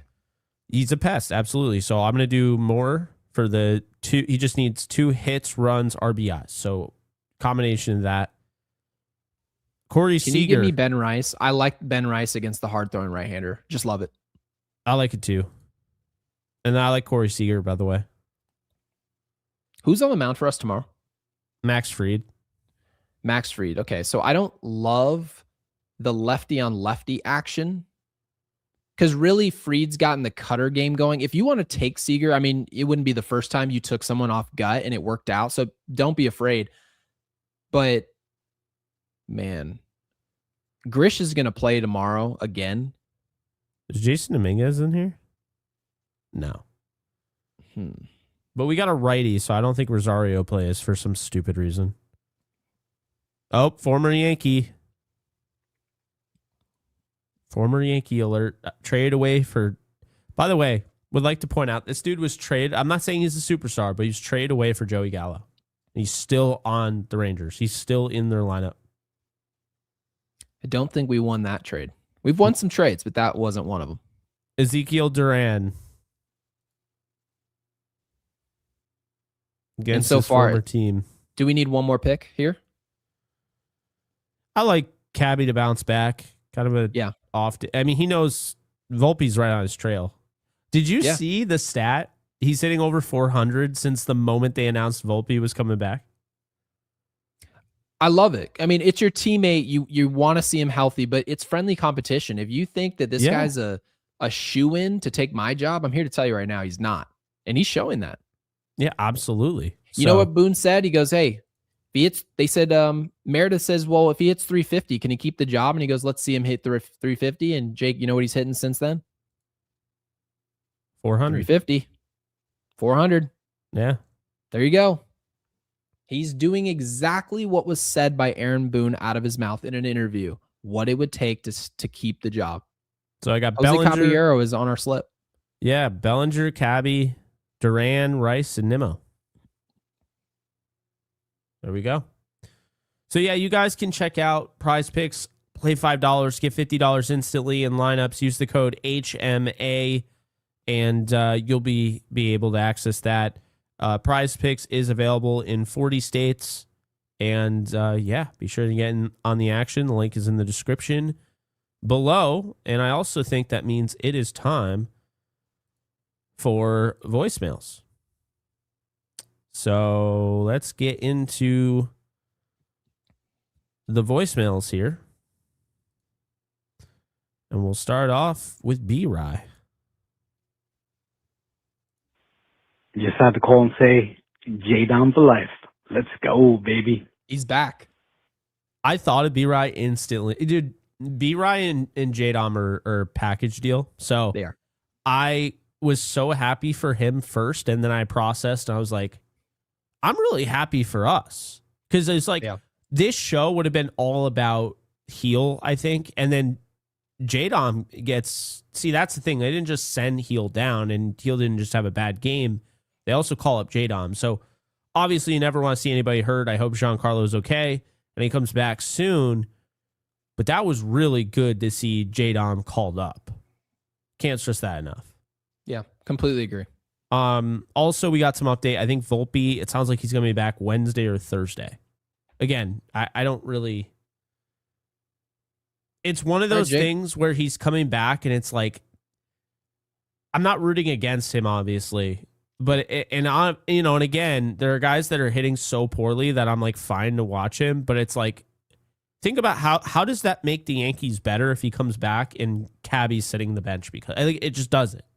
What position would you say if Anthony Volpe actually went to, if there was, let's just say Volpe plays full time, what position would you want him playing right now? I mean, I hate to say this, but none, because I want Ahmed Rosario at third. I want Cabby at short. I want Jazz at second, Rice at first. Mm-hmm. Or technically I want Rice at catcher, but I'm not going to get my way, so let's just go with that. Technically, Austin the Wells, only position that Volpe can play at a high level defensively is with his arm is probably second base. Yeah, and they're not. Like, I don't want him playing. They're over just Jazz. simply not going to. Yeah, I don't think he's close to as good as Jazz. No, he's not actually not. No. So that's the problem. Is that like This is what I mean. You're essentially compromising the flow and the chemistry of this team just because you've spent a lot of, not like money, but you've invested a lot of time, and actually now he's getting paid, so it is money, I guess. But you spent the time developing Volpe and marketed him, that now it's like, oh yeah, well, you don't just like have Volpe go through like all that and send him back down to AAA. It's like, who's your favorite actor, by the way, Jake? That's a good one. Great question. I think I would probably go with Tom Holland or Jake Gyllenhaal. I love both those choices. Yeah. So let's use Tom Holland as the example. We'll say use the first name out your mouth. So we'll say he's your favorite. Now, if the producer was like, Tom Holland's the first guy who committed to this project, he's in Odyssey, he's going to be our main character. Yeah. Boom. Over and done with. And then all of a sudden, a couple weeks down the road, they've already started with the script, right? They're getting all these all these actors in their roles. And all of a sudden, Denzel Washington, who's another Hall of Fame level actor, and the producer's like, we want him too.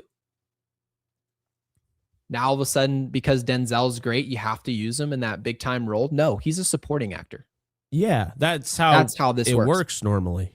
That's how it works. So if you put somebody like Jose Caballero in a position where he's splitting time with Volpe, in my opinion, he won that job. No questions asked. Won the job. And then all of a sudden, because Volpe now goes down with an injury, we're just pretending that it was better than what it was. Yeah, you're still rehabbing Anthony Volpe. We're rooting for Volpe to turn this around and prove himself to be a different player. There's a difference between doing that and then just blindly throwing you out there to see what it is. Caballero's playing good enough baseball where you don't deserve to play over him. That's just all it is. And by the way, yeah, B-Rye says great pick on Gyllenhaal. Played golf with Gyllenhaal in Vegas one time. Actually, nice dude. What? Really? Yeah. I'm jealous. He's cool. Like he's got I mean, I think I've said it before on here, but he's got a movie called Nightcrawler. That's kind of about the TMZ stuff. Terrifying. It's just such an off-putting movie. And actually, you've seen it. Of course I've seen it. And it's one of the best movies I've ever seen. Yeah, it's so, for those of you who haven't seen it, it's so unsettling because the bad guy really wins in that, which what it shows you. Yeah, I mean, I think it shows like it's kind of how it is today. So that's why I thought it was really, I mean, honestly, I've seen it on online called like, so it's the TMZ biopic. And I always crack up. Yeah. I thought it was like based on a true story of TMZ. I'm like, this is like this is exactly what TMZ is. Nightcrawler is one of the greatest psychological thrillers that has ever graced the earth. Period. Love the way it was shot. Like everything about it was great. No, and then of course the acting is just on a whole other level. I mean, yeah, Gyllenhaal does that. I mean, he does that in everything he's in. I've seen some crazy things. I think Source Code is amazing. Mm-hmm. You know, I mean, I could go on and on, but we're not going to do that because we have some other voicemails. You'd much rather listen to these guys talk than listen to me talk about. Movies Unloaded. That's got to be our sub channel, Movies. I mean, at this point, I think we could probably do that. But anyway, Ninja Hot Dog. What is up, guys? So, What's up? Series is over. Another win. Another win of a series. However, we did not win today. I actually looked at the scoreboard. I was like, I thought we lost. It's Heel, but besides that, I'm very happy with the rest of the team. I'm not too worried about Heel because we just got to hold out until Cole comes back.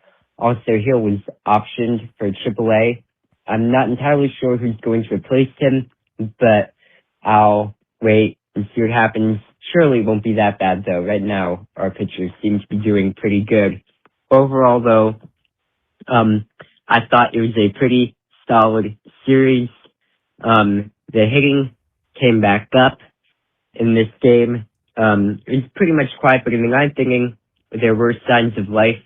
I'm not entirely sure, though. I was watching Project Hail Mary. But overall, very good stuff. I'm going to try to keep it short. It's very difficult because I always got a lot to say. However, today, I just want to say Yankees hit a lot, and they did pretty good. So I'm happy to see. Yeah, go Yankees. We appreciate that because I'm going to tell you right now, it is so fun to see voicemails that are 90 seconds long, because I think the whole point of the voicemail is we want to actually touch on what you have to say. But when you leave like a 3-minute voicemail, Gary and I are trying to like survey what you're saying, and like we want to answer, but like we're like, oh crap, that was a really good idea. And then by the end, it's like, what was the thing he said? Like in the middle that, so I usually write them down. I try to, but then, it goes on for 20 minutes if I do. But yeah, no, that was great. And also it's definitely a good thing to just acknowledge we're not going to win every game. Like even the Los Angeles Dodgers, they're probably going to win 109 games as well as the Padres are playing. And like, it's fun to watch San Diego play, but man, the Dodgers are just at another level. And it feels like there's been guys banged up over there. It just doesn't even matter. And they still, guys, are going to lose 60 games. So it just comes with the territory. This isn't the NBA in the postseason where you can just put the foot on the pedal and never lose and sweep everybody. This is not that. This is baseball. So having said all that, it's good to acknowledge that there were some bright spots today, right? You saw a knock from McMahon. Obviously, we saw the error. There was bad spots, the challenge system. Judge hit a home run. There were good parts about this game. They didn't just lay down. They put up some runs at the end of the game. And it was just one of those situations to rally back. I mean, they tried to rally.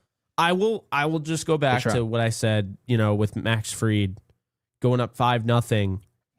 And it's just like, I don't know, man. Like, when Max Fried said that they were up 5-0 and it took all the pressure off, I really do think the inverse applies. I think hitters, when they go up and it's like our pitcher's already given up 6 runs. Oh, yeah. God. I think they're just like, all right, well, you'd like to think the competitor in these guys would be like, oh, well, we just have to score 7. We'll score 7. That's not as simple. Like, there's a confidence issue, especially when there's only 9 innings. It's not like, this game's going to end in 3 hours. So if you're already down 6-0, you make a point. It's easier to score 10 runs when your pitcher gave up 1 in the first and then 1 in the third and then 2 in the fourth, as opposed to you look up at the scoreboard and go, oh, what is it? Oh, it's 6-0 in the second. It's a little harder to put up that. You know what I thought of when you made that face? What? J.R. Smith, like the Oh, when he forgot that they didn't have a timeout. Yeah. Also, I'll throw another point to this. When you're on the road, it's like it's almost false hope, because you're like, oh, well, they're going to get last licks anyway. And I look at our pitching today. Like, if anybody follows suit with the starter, we're screwed. So it's like we could score 6 runs and lose. Whereas at home, I feel like you have more. There's more upside because you get last licks. Yes, I really do believe that comeback would have felt a little different. But when you're on the road, it feels like you can throw that punch, and it's like, oh, finally it's 7-7. You still feel like you're gonna lose. So and that's always how I looked at it. I think that's why it's the hardest thing to play on the road, because it has nothing to do with the road environment for me. It has everything, like during a regular season game. Obviously, postseason's a completely different animal. Yes, but because these are professionals, right? I don't think they're like, we have to be in Houston. Like, I don't think they get up and they're like, I'm going to play bad because I'm in Houston. So I don't think it's anything like that. Little different in the NFL, where the whole game is just communication, where they have to literally, the whole aspect of the sport is, we know where you're running to and I'm going to throw it there. Yeah. And I need to be able to tell you where to run and how to run it and when to run it. That's not baseball. You could play baseball in dead silence. For the most part. Yeah, it's I mean, I've seen it in dead silence. It's weird, but yeah. Strange. I'll just say that. I think that's the toughest, distinction between home and road. When you're on the road, you don't get the last chance. And I think that's a big issue. So, but Ninja, we appreciate you, and shout out to Ninja for, and I said shout out there. You sure did. I hope my mom's not here. I don't see her in this. I'll let her know you said it. She was like, "Yeah, I don't like jazz." But yeah. So Ninja, shout out to you because of the Hail Mary the Project Hail Mary thing. It's I'm right gonna see on that. par with Movies Unloaded that we were just talking about. So Nice work. I'm gonna Yeah. see that. I heard it was great. I only heard amazing things, and I heard that basically I'm a Weenie Hut Jr. because I haven't seen it yet. So I My gotta mom's change here. that. She heard you say shout out No, twice. twice. You But actually one of them was had intentional. me inner doubting myself at that point. Like, Mhm. oh, how do I say this? Is there like a synonym for like? Yeah. But anyway, I'm gonna watch it. we appreciate it. Mr. Buzz Lightyear himself, Kyle Malay, is here and he's ready to be in your living room. Billy Hey guys, Mays here. Kyle Malay here. Well, I kind of expected that because Hill sucks. Thank God he got sent down after the game. And That he yeah, did. let's see what they do next. Jasson Dominguez is coming up, so that means Stanton is probably going on the IL.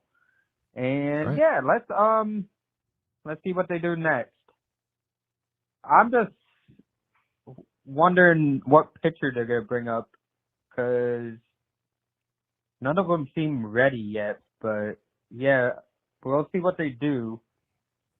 They'll probably bring up a reliever because they don't need a starter until May 5th. So yeah, let's see what they do, and hopefully, since Jasson Dominguez is coming up, he needs to be in there every day, either at DH or outfield. The days that he's in the outfield, Judge can DH. The days that Judge is in the outfield, Dominguez can DH until Stanton gets back. Which with Stanton, it's usually what, 1 to 2 months he's out every year. But yeah, let's all see what's going on, and hopefully Dominguez is in the lineup tomorrow. All right, guys, you have a good night, and go Yankees. Very interesting, Jake, what he brought up, which is that obviously since the guy we sent down and there needs to be a corresponding move, he was sent down the day he was buns. So we don't need him for 5 turns in the rotation. And that's with a day off, I believe, coming up on Monday, if I'm not mistaken. Or which day was it actually that we have a day off coming up? Because it's So, not long from now. It's Thursday, but I want to Thursday. hit you with a couple things. Okay. Yeah, go ahead. So he said, I think the 5th, it's actually the 2nd where Okay. Heel would be starting. So they actually could very well go with another starter. Here's why it's interesting. If I'm not mistaken, I could be wrong. Anybody that knows this, drop it in the comment section. If I'm not mistaken, I don't think the Yankees replaced Shivili, who they put on the IL. So now you have 2 spots available. I don't know if you knew that. So I did know he was sent down, but If then they I didn't didn't- learn that point that you had until yesterday. So if you're right, you'd be correct now. There'd be 2 spots. Yeah. there's 2 spots. Mhm. I'm going to call my shot here, okay? I'm going to say that they're calling up either. Okay, so where's Rodon at first off before I make this prediction? Because I need to know. If Rodon's right around the corner, then it's going to be Carlos Rodon, right? Love that So- they're bringing right around the cornerback. So Rodon pitched 4 1/3 scoreless 2 days ago. Yep. 2 days ago. I don't think so. That's 2 days ago. Let's do some detective work here. Okay. Well, if it was 2 days ago, he could make it. No problem. You think May 2nd he's pitching? I'm not saying he is, but he could, right? Because wouldn't that be more than 5 days off technically? Yeah, but do they want to see him go? Because here's the thing. With pitchers, it's different. They want to have them go multiple starts. I would probably assume he has another rehab start. So I think it's a little early. Right. So, well, who would you bring up, or who would you think's being brought up if? Yeah, because I would agree. I think Rodon is probably gonna get 3 starts instead of the 2. But who do you think's coming up if Rodon, let's just say, is 2 or 3 weeks away? I think it's Elmer Rodriguez Cruz, and here's why. Oh, 40-man roster. Pick. Okay. So I think they would be okay bringing him up for a start. And it feels like he's ready because he's pitching well. So this is one of those guys where you can make the argument that he's both not like LaGrange, where we can use him, but he's not really ready. I feel like ERC is is ready for that big league start. And we saw this. Who was it? Was it Cody Poteet, who we called up to the big league roster, and he was right. He came to this roster and we're like, we're going to use him. And then we're also going to trust him with innings. I feel like ERC is in that Cody Poteet spot right now. The question is they got to figure out whether or not are they in on ERC for the long haul, because they have to understand if he has a bad game, they may have to trade, they may lose trade value with him. Right. But if they're like, they believe in him, I would call him. I wouldn't call him up if you're like only looking at him to trade him. So here's my thing. Okay. Mm-hmm. I know it'd be fun to have LeGrand. LeGrand is not going to get called up. Here's why. He's not on the 40-man roster. I know he can be put on there. There'd have to be a corresponding move. So currently the only eligible, based on the 40-man roster, the only eligible pitchers that wouldn't take up an option, you're looking at Elmer Rodriguez Cruz, although now he's Elmer Rodriguez, but we're still calling him ERC. It's too cool of a name. Yeah, ERC, Chase Hampton, Chase Hampton has had Tommy John surgery, I think 3 years in a row. Like, at this point, like, he's not. He's Tommy John. He's had this surgery more than Tommy John. I don't know that to be the case, but I'm just saying, like, But you don't send down Luis Heel after that unless, like, you're really, like, making a statement. So I really do think it is Elmer Rodriguez, and I think it's probably going to be Jake Bird that they call up. I don't want that. I think they should probably call up Yeri de Los Santos and actually let him cook, because they just don't do that. Giovanni Cruz should also be put on the 40-man roster. I don't know why he's not, but that's how I look at it. Now, if they decide not to go with the ERC route, I would understand it. It'd be more fun. And I agree with Brendan, by the way, who's a little biased there because his name is Brendan, pushing for Brendan Beck. That's exactly why. I just put a Brendan. Okay, I didn't even see that last part, so I got the bias thing right on the money. Brendan Beck is even on the 40-man roster, so they have to make a corresponding move. So this is how I see it. It's either going to be one of these two things. It's going to be ERC and Bird, or it's going to be Bird and it's going to be Yeri de Los Santos, no starting pitcher, and they're going to use Ryan Yarbrough as a kind of like an opener. I feel like that's the most likely scenario. If I had to put my chips in one pile, I think it's that one where we take zero risk and it could still work, if that makes sense. No, I agree. I mean, I don't love Ryan Yarbrough, and I honestly kind of feel like he's kind of figured out at this point. But let's just say May 2nd, you're going up against Kyle Bradish. Good pitcher, but he's not like an elite pitcher. So you still have a chance to win. You know what I mean? It's not like your offense can get after Kyle Bradish. He's not a punt, but it's also at the stadium, so you don't have to worry about the road aspect of it against the Orioles. I'd be pissed though if I go to the stadium and all of a sudden Yarbrough as good as this we're rotation's not talking about pitching, that aspect and of it, Ryan Yarborough's on the mound. Oh my god, I'd be livid. And he might. But I will tell you, but come on, man. At the stadium, I would want to go and see Carlos Rodon versus Mackenzie Gore, May 7th. We were rumored to get Texas. Mackenzie Gore at some point. Why? The Texas thing is so dumb. I hate the way they scheduled this, by the way. I'm just going to say it right now. I hate it. So what about it? They play in Texas, 27, 28, 29th, and then they play against Texas in New York, May 5th, May 6th, May 7th. That's the dumbest thing I've ever seen. Yeah, it's not great schedule. They try to do that. They'll do it again with Baltimore. Like, Baltimore will play in New York for a 4-game set, May 1st through the 4th. And then they're back in Baltimore, May 11th, 12th, and 13th. Like, it's stupid. I feel like that just kind of reminds you that it's a marathon. And it's just not. It doesn't really. Does. You want to play people and then not see them for a bit. Well, you know what's interesting? It seemed like these. It seems like this schedule. Maybe I'm just now noticing this. Mm-hmm. There's a pattern here. So like Tampa played the Yankees right around the same time as Kansas City and the A's, right? Almost the exact same time. Like the Angels were in the middle of the A's in Kansas City. Yeah, a little sandwich there. Well, then in May, at the end of May, it's Tampa, Kansas City, and the A's. That's the dumbest shit ever. Like, why do they do the pattern thing? It's like weird, but yeah. The Yankees don't play Toronto, by the way, until May 19th or May 18th. Excuse me. Which is probably around the time where they, because Toronto right now is struggling. If there's any time to play them, it's now. So well, we'll see if they got to continue to struggle for that to be the case, but exactly. But yeah, like we'd probably want to run into him sooner rather than later. And by the way, Alex snuck in a little super chat with the 2. Says movies unloaded, Star Wars, or what's LOTR? I know I should know this. Lord of the Rings. Did you? I've see never the seen post? Lord of the Rings. So I saw the Eye of Sauron. Obviously, it wasn't actually the Eye of Sauron. I was at Cheesecake Factory with Avery. Yes. And I take a picture of it. I put it on there, and I had like the perfect tweet. I was just like, hold on, I'll look it up. It was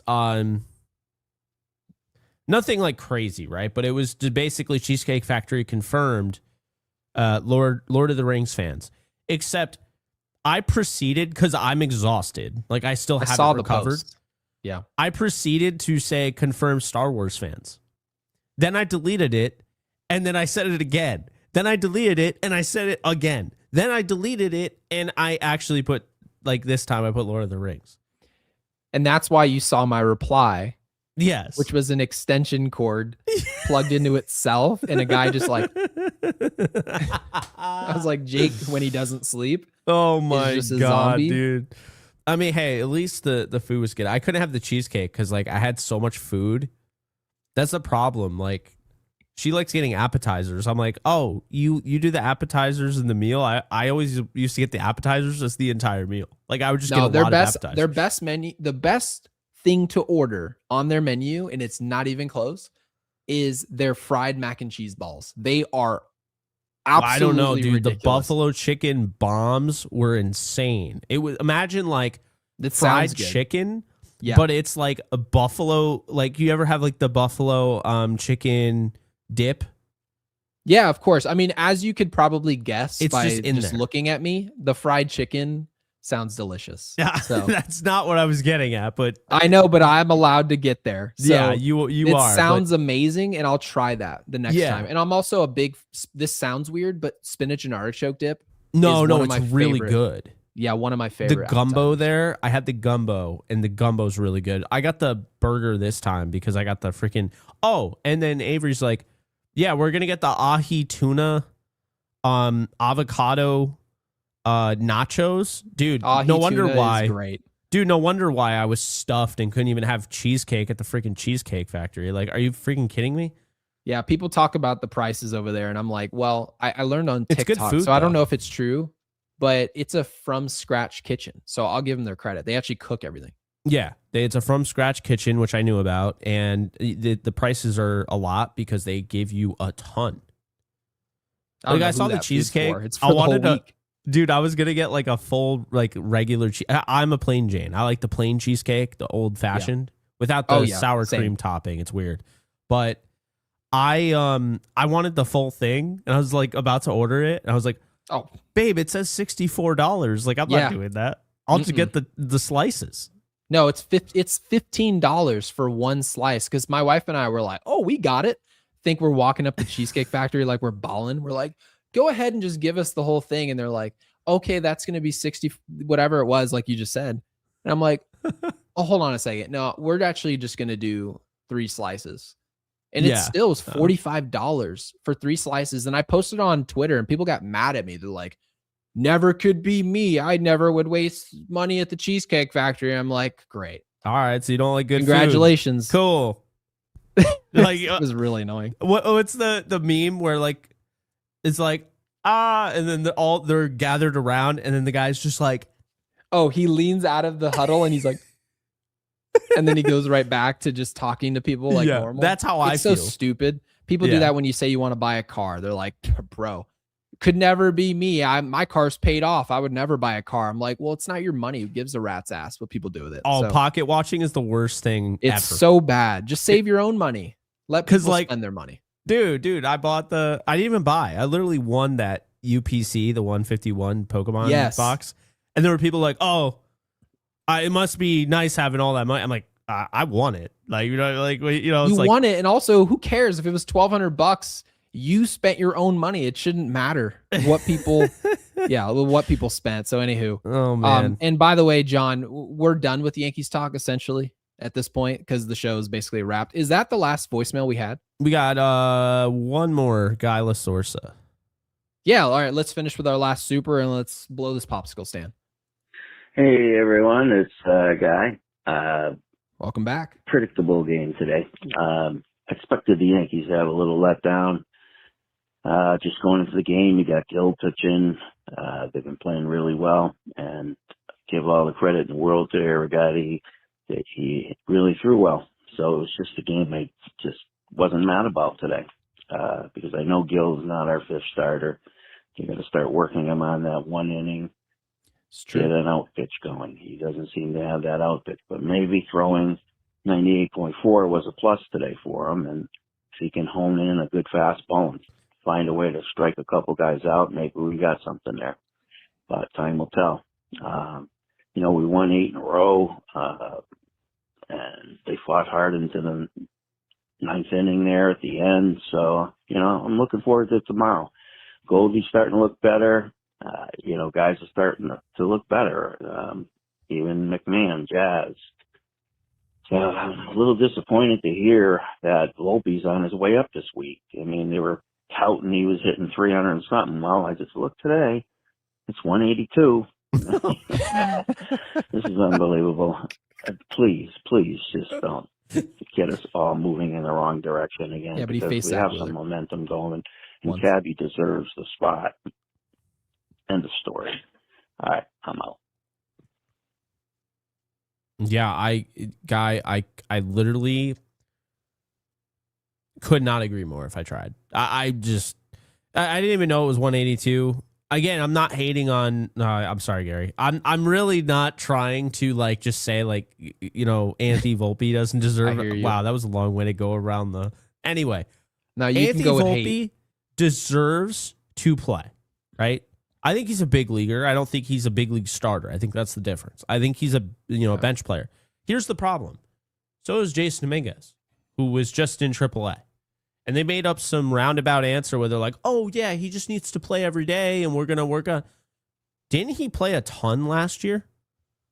That's the thing, dude. It's amazing how, and this is why teams have PR, because they can actually talk even the best of the best minds into their plans. They just know how to do things. And we even, Gary, you and I on the show, even talked ourselves into,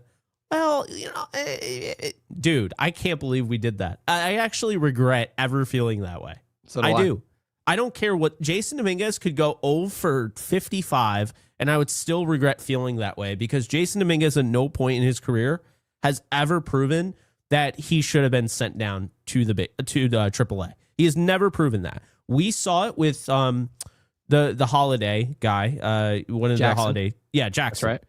So I was thinking of Ethan, but no, Jackson. So Jackson, all the brothers are all in there. It's crazy. I know they're all in the, one's going to probably, I don't know if we'll go in the Hall of Fame, but then the brothers are all in the big leagues, whatever. Yeah. So Jackson Holiday, our biggest thing we said was call him up. And if it doesn't work out, don't be afraid to send him down. It's okay. Right. But Jasson Dominguez, you sent down after he hit above 250, which based on the baseline for this roster, that's like hitting for the batting title. Yeah, that's Tony Gwynn on this roster. I mean, even when you see Jose Caballero, he feels like he's hitting 350 right now because he was hitting like 010 and then juiced it up to 280. So he was hitting 400 for a couple weeks there, right? Huge in the Tampa series, big when he came back home. Like he had a ton of hits. So yeah. So Brendan says the Yankees analytics hitting 182 is the new 300. I would say the new 300 for the Yankees is 250. If you hit 240, that's like a 290 hitter for us. Yes. I'm telling you, seeing a player actually hit over 300 whose name isn't Aaron Judge is like seeing Michael Jackson moonwalk for the first time.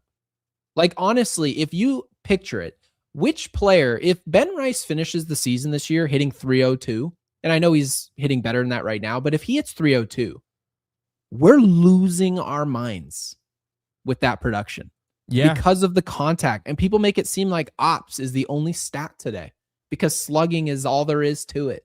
There's not. There's other aspects of the game, and we kept track of all those for a reason. We didn't just put it on the back of a baseball card for no reason. So, yeah, Brennan, appreciate it. Obviously, Guy, great voicemail there. Yeah, we really enjoyed that one. I mean, awesome. I love when people are, we're all on the same page. I mean, I like different answers as well. But like stuff like that, I mean, it's cool because you don't feel like you're insane. By the way, I want to point out Aaron Judge and why I'm not like concerned, but I need people to understand like he is not looking good right now. Like I know he had a home run today. He's really struggling. Okay. So just to explain this point in time, they had a double header. So I'm not going to use the double header. Just going to use the game before that. So on April 25th, okay, last year, Aaron Judge was hitting 408 with a 508 on base percentage. Correct. 714 slugging and over 1,200 OPS. Okay. To that point, I believe he had, let's see, 1, 2, 3, 4, 7. So he had 7 home runs. He has 10 now. I almost think that proves it. Like it almost proves the fact. I think Judge is trying to hit the ball out of the yard more, and that is more of an emphasis on that than doing what he was doing last year. It's a different. Yeah, it's a completely different style. Look. It feels like. So I just wanted to throw that in there at the end because, well, someone said to, someone said to talk more Yankees baseball, and that was on my mind, and I forgot to mention it earlier, so I figured let's throw it in at the end here. We talk for an hour and 40 about Yankees baseball. We talk for 8 minutes about movies, and they're like, get back to the movies. Yeah. Get back to Yankees baseball. Yeah. I mean, obviously, we appreciate people that watch, but of course, it does crack me up, though, because we're like the longest Yankee show. I can't believe this is going to end up being almost 2 hours. I literally cannot believe it. Like, I can't. No. We thought for sure this was going to be a shorter episode, and then people showed up in droves. This is over 300 people for most of it. But I mean, yeah, like, I don't know. It's so funny, though, because, like, I think also it's a Yankee show. Absolutely. No one's saying it's not. We love doing the Yankee show. But we also love being ourselves, and we love having different things that we do. And I think a lot of the audience really vibes with that. It's why you look at our average watch time, and it's so high. Because I watch people don't really tune out when we do those, analogies or whatever. And if people do, there's tons of people filing in that it doesn't actually show up on the thing. Like it doesn't even move, at all. Yeah. But it is funny though, because we'll be like baseball for 99% of it, and then like the one time we make an NFL reference or we talk about Jake Gyllenhaal, it's. You know what I mean? Like it's ridiculous. We're losing our minds. And mind you, this is the whole reason we started this show was so that we thought before the show existed. I told you, Jake, your point was there's so many Yankee shows. I don't know if I can do a Yankee show. And I told you there are a lot of Yankee shows. There are not a lot of good ones. And I'm not just simply trying to say publicly, oh, we're good with all that stuff. But there's so many ESPN type shows, attempts at the Skip Bayless, Stephen A. Smith. We're just going to loudmouth and scream. And then we're not going to offer any variance to that. We're not going to offer any humor to it. And there are a lot of people just kind of pumping out work for Yankees podcast. That's like, I can tell you, I don't want to call them bad podcasts. What they are podcasts that don't have that individual's personality stamped on it. And that's the one thing I like about our show, Jake, is that we're exactly like this outside of our podcast. Oh yeah, dude. Like we're different. Honestly, it's so funny because this is exactly how we are when we go off air. Like we'll just talk about everything under the sun. Yep. By the way, that's having like a friend. Like, I mean, obviously people have different things in common, but we do not care. But why should you care, guys? Sometimes we do not care. actually, by the way, I'm going to make my final point about the music industry. There's people who think the music industry sucks today, and there's people who think the music is better a long time ago. You know why? It's because music used to be made because it's what that individual enjoyed. And if other people joined in on what they enjoy making, that's what made it feel like art. Today is not art. Today is, I'm going to make this piece because I think that you're going to respond to it. That's why so many podcasts, you can just turn it on and be like, I feel like I'm still seeing the same stuff. Whereas with our show, we just simply, it's not like we're out here creating magic. We're just being ourselves. If people don't rock with it, they go watch some other podcast and we're okay with it because the audience that we have in the room anywhere, they do not care. They don't Our care. viewership literally went up during this whole.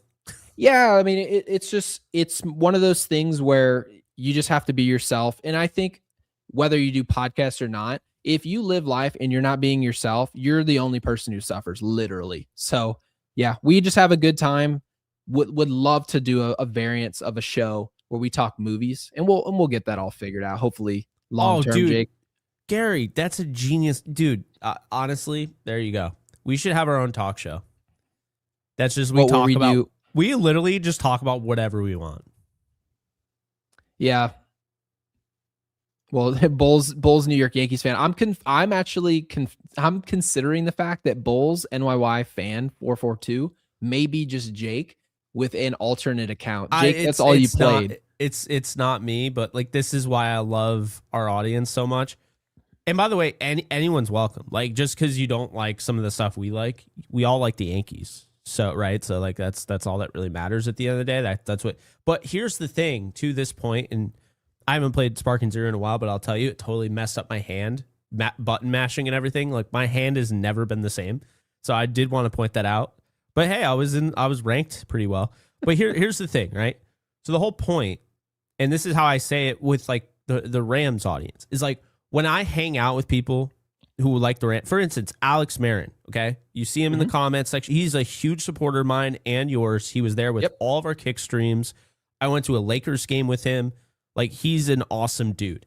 I vibe with him outside of just the Rams. He came over here, and now he's a Yankees fan because of us, right? Like, we've turned him into a Yankee. He was not a Yankees fan beforehand. Alex, I'm really sorry we did that to you. That's our mistake. Well, he enjoys it. But here's the thing, though, right? So the point being is that, obviously, we love the Yankees, Rams, and that's part of it. But I view it like it's the same thing when I'm like, my favorite band, Starset. When I'm at a Starset show, am I talking about everybody, talking to everybody that's at the Starset show? Am I talking about Starset? Maybe a little bit, but then you branch in other topics. That's how I look at it, right? Like, obviously we have our show and that's great. But I think the thing that builds a really strong community is when you can relate to people outside of the original purpose of bringing you together. Yeah. And I'd hope when we go to Yankee Stadium on the 8th, another reminder, is that we want to meet you guys there at Yankee Stadium. You can get tickets anywhere. We're going to let you guys know when you can book to be in the Audi Club. We're going to be there 2 hours before the game. We're going to talk a little bit of Yankees baseball, I'm sure. There's going to be people talking to us about probably Doval. And if Heel was still there, we'd be talking about Heel. Devin says we don't sound like ChatGPT. Yes. Right. The best thing I've heard all day. We'd be talking about baseball because that's just what we do. But then I'm sure with a lot of people we recognize in here, they're going to be like, hey, man, I'm Guy, right? Yeah. Nice to meet you. And we're going to talk regular life stuff. So we're actually really happy you guys are here and obviously enjoying it because we have a lot of regulars. This show probably has more regulars than any show right now on Earth. So I've never seen anything like it. And I've been doing YouTube since 2020 and I have 22,000 more. And obviously I'm not trying to throw shade at the other channel. But Jake's 22 guys. No, that's not at all what I'm trying to. No, I'm doing the opposite. I'm kidding. No, I'm doing the opposite. The point being is I have 22,000 more subscribers on my Rams channel, but I feel like, as much as I love my Rams channel, I love those people and I feel close to them.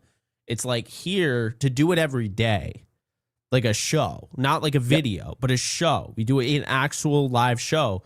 And to have this many people, it is literally 1:45 a.m. on the East Coast, which is where the Yankees reside, we'll say. To see this many people every night, over 300 people live at that time is insane. I just wish, YouTube did a better job of promoting it because I feel like we'll get 300 concurrent viewers, like the whole show, right? Our average watch time will be over 20, whatever, normally. Sometimes it's over 30 minutes, which is insane. Yep. And then we'll see shows out there with 150,000 subscribers, and you'll look up and see, oh, they had 831 views. It's like, maybe there should be a happy middle ground there. It's okay to have the subscribers, but let's show some new podcasts here. Could we? Devin's right, by the way. I think that they've been really promoting AI slop. I love that you said slop. They've been promoting Slop's AI the best slop. word that was ever invented to it, because it's just total filler garbage. Yeah, I mean, remember that Pokemon video I showed you? That guy had like production that would rival that of anybody in Hollywood, and he had like 4,000 like subscribers. Like, what the hell's going on? You know? So yeah, I hate everything about AI. But anywho, Jake, what do we want them to put in the comment section before they go? How about this? Oh, Joe just said, I bet you were pissed at the Rams' first pick. McVay sure was. Yeah, I was. Well, let's just put it this way. It's not what you want to see. It's not what you want to see. You know, Jake was devastated, but it provided some good content. It but did. How about this? It did. How about this? Drop in the comment section if you stuck around with us for 2 hours and 5 minutes of your time. We really appreciate every one of you. Drop in the comments the role that Jasson Dominguez is going to have with this Yankees team and how long he'll be here. We'll read those. If you don't want to put all that, just put Jasson lives. I like what B-Ry put. Jasson lives. How about that? Jasson lives. Short and sweet. You know what we need to do? What's that? This is the horror fan of me. If you know that you know. We need to do something regarding Jasson Dominguez and like Jason Voorhees. It's possible it's been done, but maybe not. Because it seems like just so... It seems good. Yeah, maybe not, like, because The Martian... No, like everyone's so focused on The Martian. It's like The Martian's a stupid... honestly, I'm not calling him that anymore. I'm done. The Martian sucks. He's first of all, The Martian, like the alien makes sense for Victor Wembanyama. He's 10 foot 12. He's an alien. He doesn't look like any other person you've ever seen on Earth. Jasson Dominguez is 5'9". He's not an alien. He's just a good baseball player. So let's do something that has to do with Jason Voorhees. I love that.